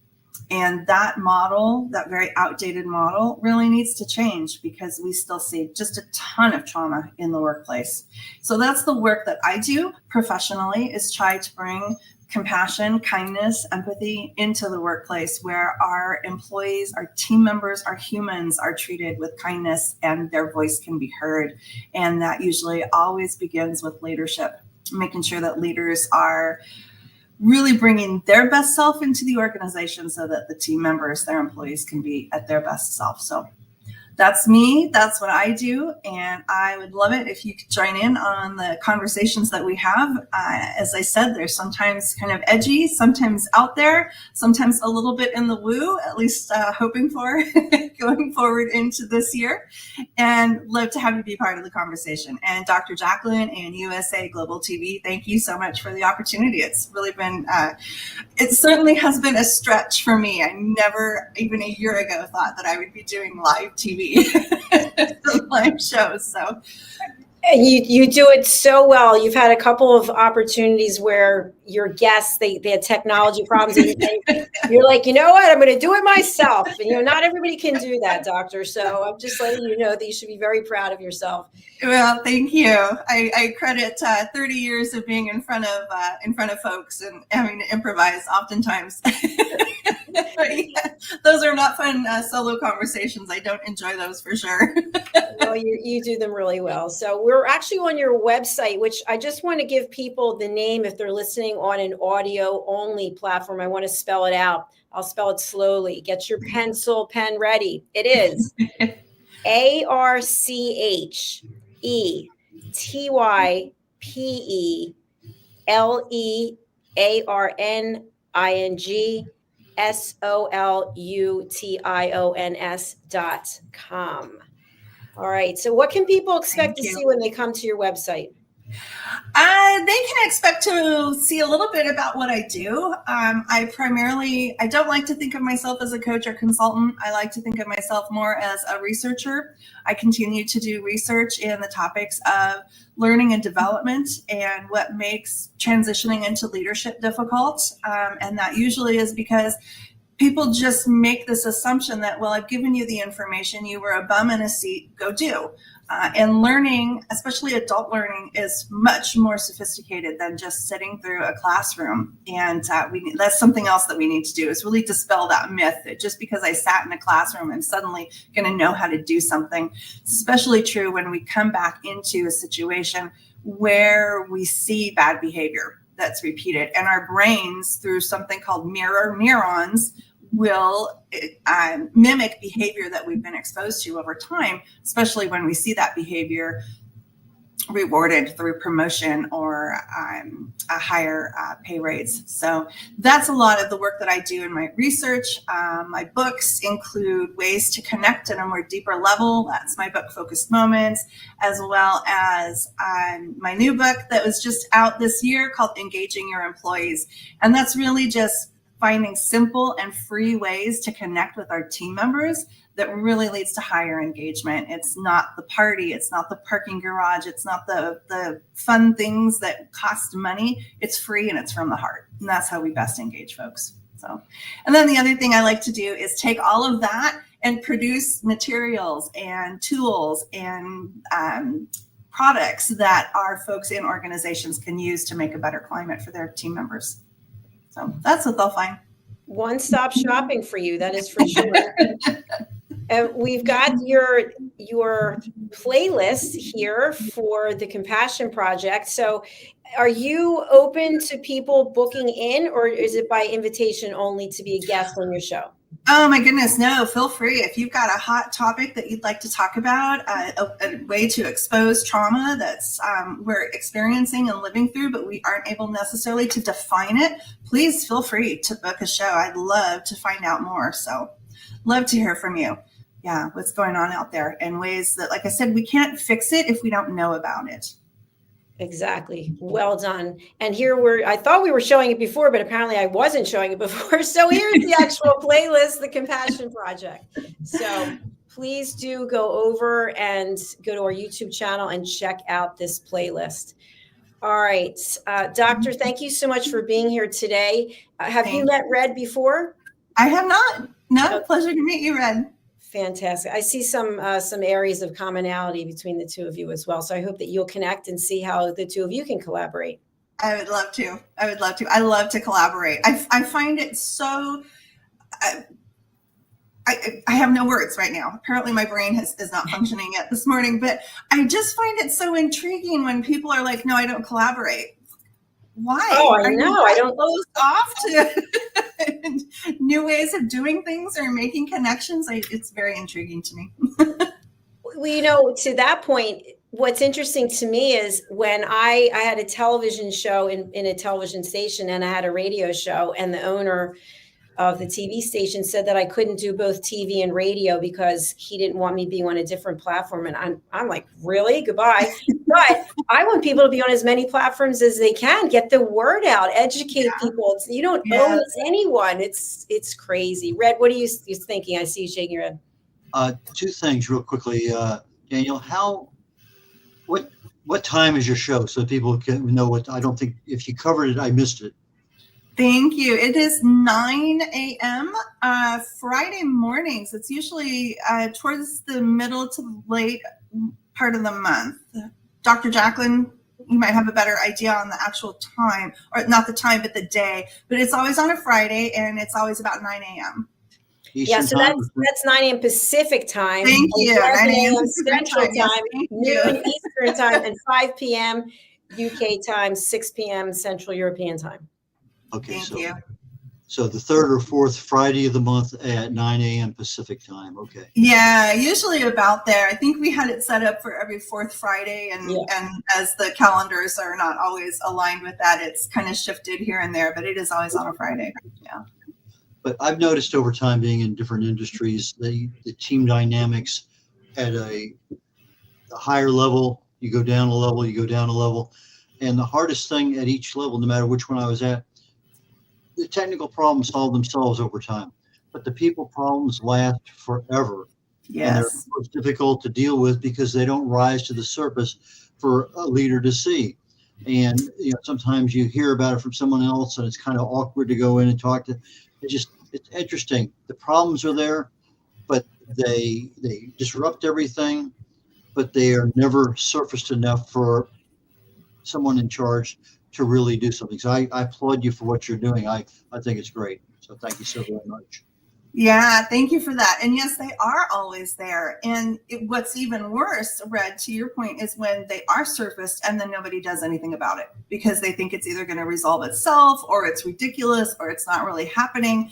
And I think one thing we have not done a good job of in our education with leaders and managers is helping them understand the human dynamics that come into play. And we all experience it. We are all human. We may approach things differently, but we are humans, and those human dynamics will come into play. And leaders have to recognize that, and they have to be willing to step in and make course corrections for folks. And that it doesn't always necessarily mean you're going to be in trouble or you're going to be fired. It's helping people work through them. And I've seen this more often than not when leaders just kind of eschew it and say it'll resolve itself or fix itself, or people just need to move on. So it's far bigger than that. And many times it's not caused by what's going on at work. It could be a divorce. It could be a problem child you have in your family. I had one guy have a DUI. I get a call. I'm not going to be in for 3 days. Cancer. I've had a couple pass away on. It's interesting. None of them were something caused. Yeah, I did have problems with individuals clashing. Those are kind of, you could see those, but it's those ones you bring from home with you that you notice a change over time. Yes. So subtle. Is there really something wrong with George? I don't know. And so anyway, I applaud you again on your activity there. That's good. Thank you. Thank you. I can see a collaboration coming. I love it. All right. I love it. All right. Well, we are going to close out the show. Dr. Lord, anything you want to say before you depart today? Oh, be kind to yourself. Be kind to others. Everyone's struggling. So just recognize that we just have to be kind to one another. Empathy, compassion, grace, things that we need to bring back. So and really make certain that we're taking care of ourselves first. So that old adage of put your own face mask on the airplane certainly relates to this as well. So, and thank you to USA Global TV and Radio, and certainly thank you to you, Dr. Jacalyn. So, well, thank you to you, because we wouldn't be here. We wouldn't be doing what we're doing if it weren't for you and Red and all of our other team members. All right. Indeed. Enjoy the rest of your day there. Thank you. You as well. See you soon. Bye-bye. Thanks. Bye. Well, Red, another successful reunion show, 2 episodes each year so far. We'll have more in June. And I just want to thank you for taking the time, for being such a good friend, and for always offering to help anywhere that you can. And I know it was, as I said before, it's a little early for you. I didn't want to say it's a little early for me as well. But I think as I've gotten older, I don't find the need to get up at 5 a.m. or 6 a.m. or 7 a.m. either. So what would you like to leave our audience with before we close out today for this reunion show part 2? Well, I'm going to steal something from a DJ that used to be here in Houston. He's retired, but he had 2 things he used to say all the time. One is not as germane today, and I'm going to say it anyway because I think it's important. He says that he used to say at least twice a week, 3 times a week. He says, one mother can take care of 10 kids, but 10 kids can't take care of one mother. And that is so true today with our culture, our society. It's just, that's the way it is. But the thing he ended every show on, the last words he had on every show, is something that stuck with me. And based on all the conversations we had today, I think there's a lot of good information put out, a lot of wisdom. And I'm going to basically steal his words. And he would say, don't let anybody steal your joy. And when you can take your joy with you and you keep it the rest of the day, I think that's one of the best things that I could leave somebody with today. Thank you, Red. That is beautiful. How can people reach out to you, and who would be a good client for you? Anybody who's in any kind of aspect of the book industry, we mentioned earlier, authors, writers, proofreaders, editors, publicists, publishers. If you're in cover designers, talk to me on the Corner Bookstore Show. If you're an entrepreneur, you're a business owner, you've been around the block more than a few times. This is an old website. It's being updated. I keep being told it's going to be released, going to be released. Regardless, it's still coming. So I have a new one that's oriented primarily toward my author field. But on the Wise Ones, all my shows are on Thursday, 11, 12, and 1 o'clock on Thursday Central Time. The Wise Ones, I'm looking for somebody who has business savvy, knows how to brand, knows marketing, knows how to plan effectively, knows how to be successful, has faced tragedy, COVID, laid off, whatever. Lots of things in our lives add to our overall dimension. So I'm looking for someone in that particular area who can come in and provide some wisdom, guidance, lessons learned to my audience. My last show was, again, last show on 1 o'clock on Central Time on Thursdays, every Thursday. It's called Talking Heads, and it's my show, more educational than anything else. And I talk about various aspects of health and wellness, and I derive it from my research into the human body at the cellular level. Chemically speaking, I look for cause and effect relationships. Treat a cause, fix a problem. Treat symptoms. You're not fixing the problem, and sometimes the problem gets worse. So with that, I'm going to turn it back over to you, Dr. Jacalyn, and thank you so very much for giving me the opportunity to have 3 shows here on the USA Global TV and Radio Network. You're muted, Dr. Jacalyn. Yes, I know. I got to get my finger back over to the other thing. Thank you so much for being here, Red, and for taking the time out of your day today and also on Sunday and every Thursday. And I will see you tomorrow and Friday. So yes, a couple more days. This week. It's Dr. Jacalyn week with me this week. Anyway, thanks again, and I look forward to seeing everyone tomorrow. Bye now. All right. Thank you. Bye-bye. Thank you to each and every one of you who are watching on the live or on the replay, or you're listening on a podcast platform. I truly, personally want to thank you. And I hope you took away some education today. I know that I did. There's a number of things that I learned that I had no idea about.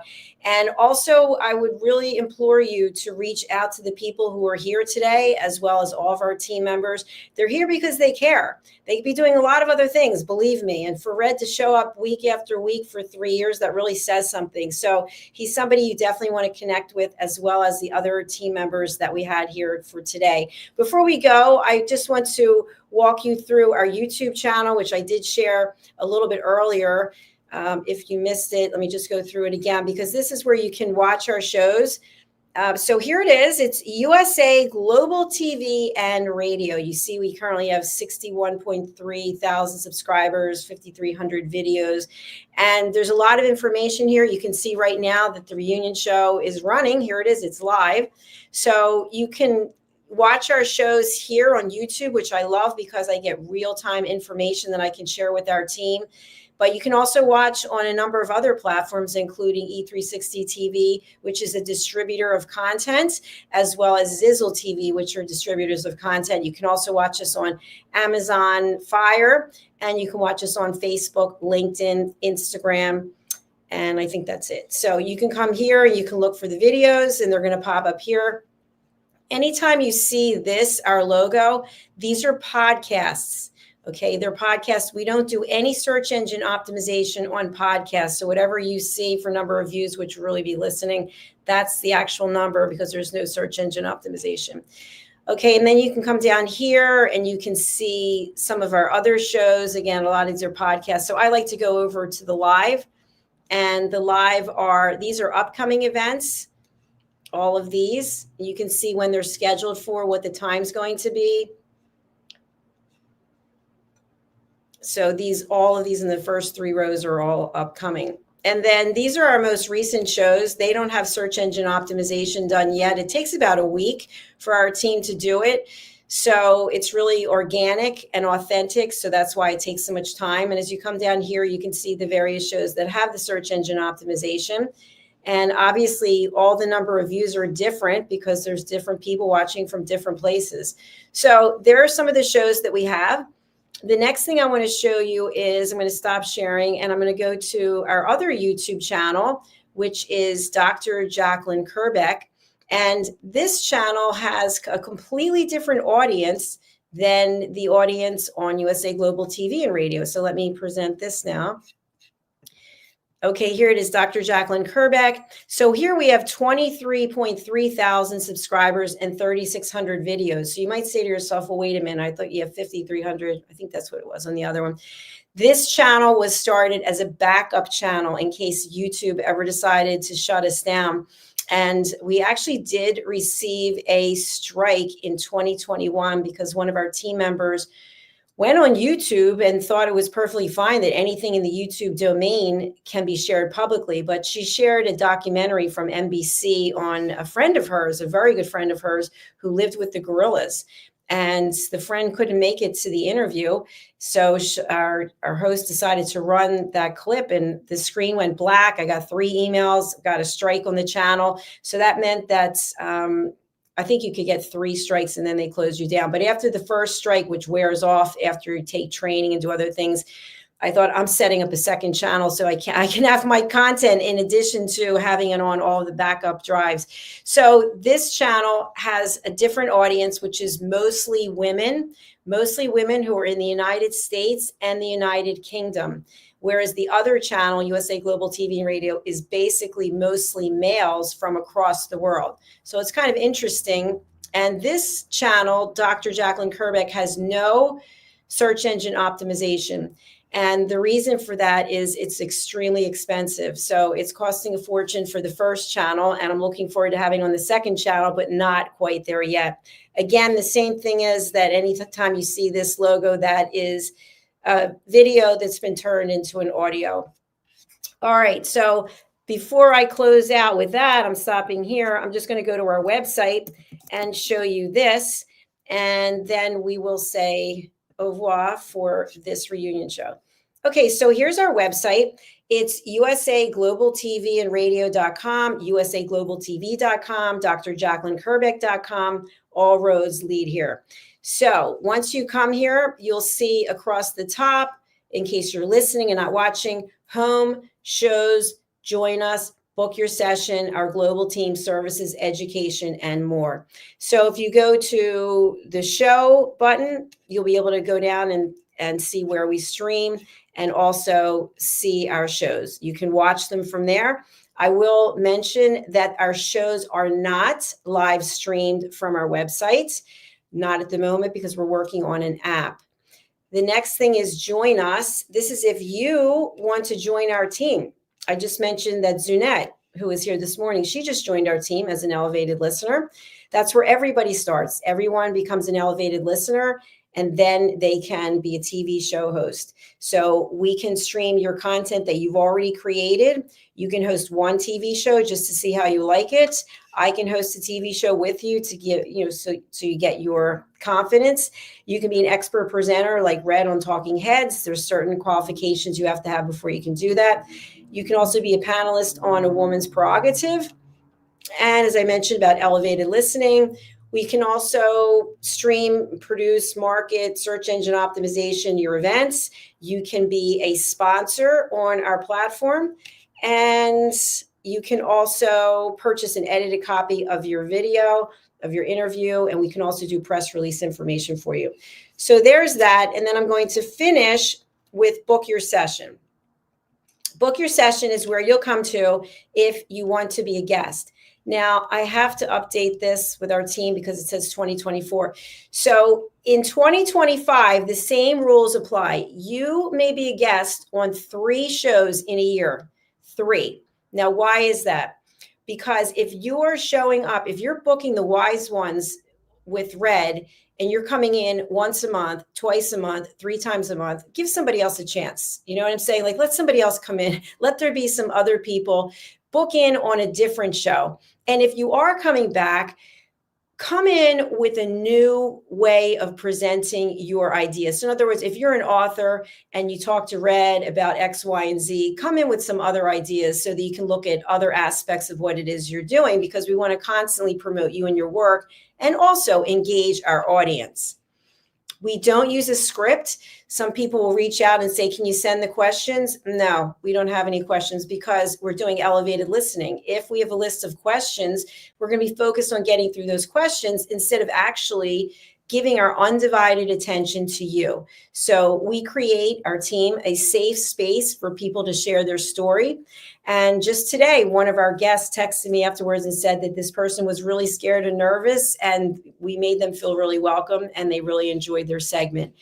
So you can come back for a 4th, 5th, 6th, etc. interview if you join our team of elevated listeners.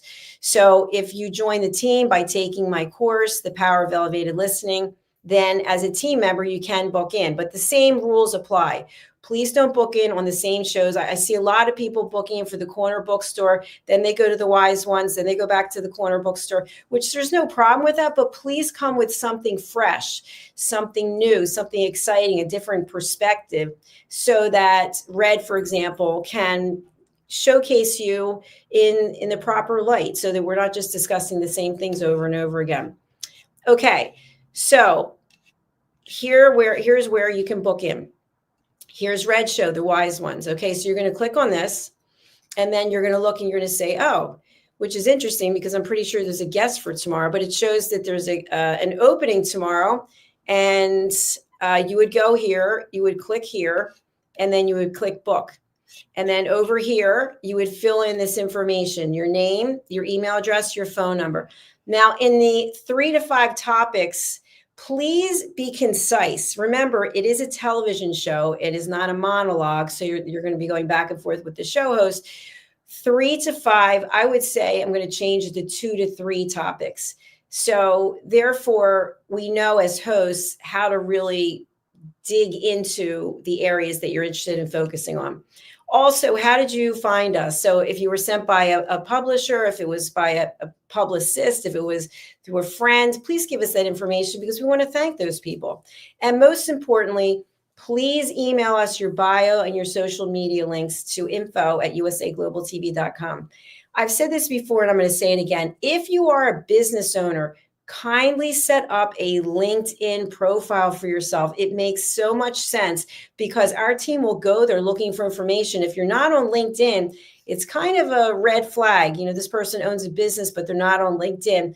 And I've said this before, but typically to me, it means they probably have a full-time job. They just don't want people to know they're an author or they're an inventor or whatever the case may be. And if that's the case, let us know. We understand. Just put it in the email that you're going to send over. Now, for me, I host several shows here. This is the newest one, Creating a World of Possibilities. And I decided to do this because I wasn't hosting very many shows anymore because I spend a lot of time building the business from the back end. And I'm also now, I started scouting sites again for an in-person television station. I put it on hold, and there's an opportunity that I have to look at. So I now want to get back out interviewing people. So if you'd like to be a guest on my show, Creating a World of Possibilities, it's Mondays at 1 p.m. Eastern time and Wednesdays at 10 a.m. Eastern time. So go ahead and follow that process and book in. Now, when you come down to the first page, there's See All. So go to the second page and keep scrolling. And some of these shows, I really want to point this out. I hope I can find it. I think it's at the end. Some of these shows, here it is, the Persistence Payoff Show with Kimberly Schaefer. She was just here presenting. That show is by invitation only. So please don't go there and just decide to book in. You have to get approval from Kimberly because she's looking for guests who have certain backgrounds and certain experiences. And that's what she wants on her show. So it's her show. She can have whoever she wants. It's the same thing with the rest of our team. Anyone can come forward and say, no, I don't want the registration open to the public. I want to keep it limited. So there you go. That's what we have for the different shows that you can book in on. If you have any questions, you can always reach out to me. My contact information is here. It is not there. It's somewhere. It's USA Global TV and Radio. Just go to contact us or info@USA Global TV and Radio.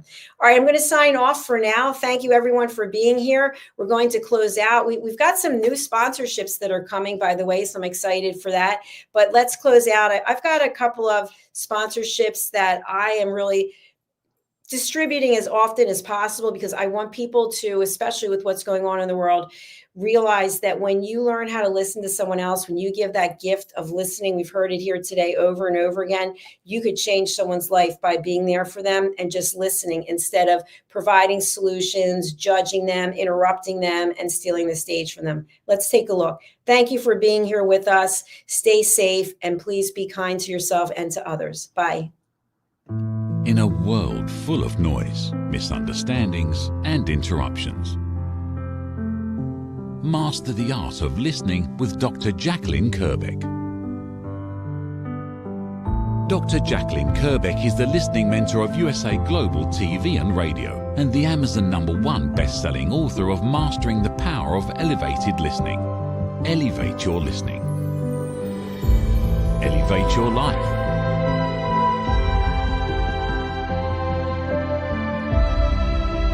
Join a global learning experience in person or via Zoom. Reserve your spot today. usaglobaltv.com/book-your-session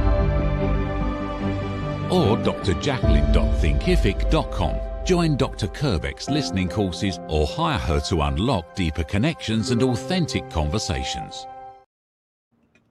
Have you ever felt unheard? Like your words float into a void, leaving you invisible and disconnected?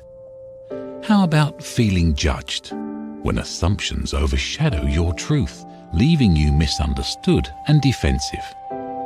And then there's that moment when someone offers solutions you never asked for, dismissing your feelings and leaving you more frustrated than before. It doesn't have to be this way. Dr. Jacalyn Kerbeck, the listening mentor, understands. She's here to help you reclaim your voice, build stronger connections, and create meaningful conversations that inspire understanding and mutual respect. Through her groundbreaking books, online and in-person courses, and interactive workshops, you'll learn how to navigate life's most challenging interactions. Discover the power of elevated listening and transform how you communicate. Master setting boundaries and asking permission to protect your peace.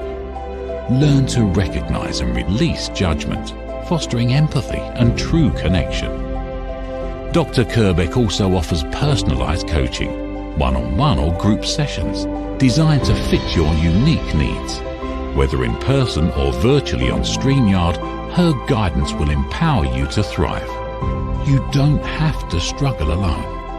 The path to deeper connections and better relationships start here.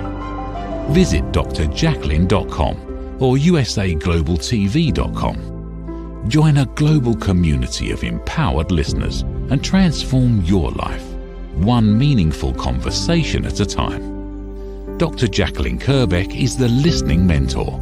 Start your journey today.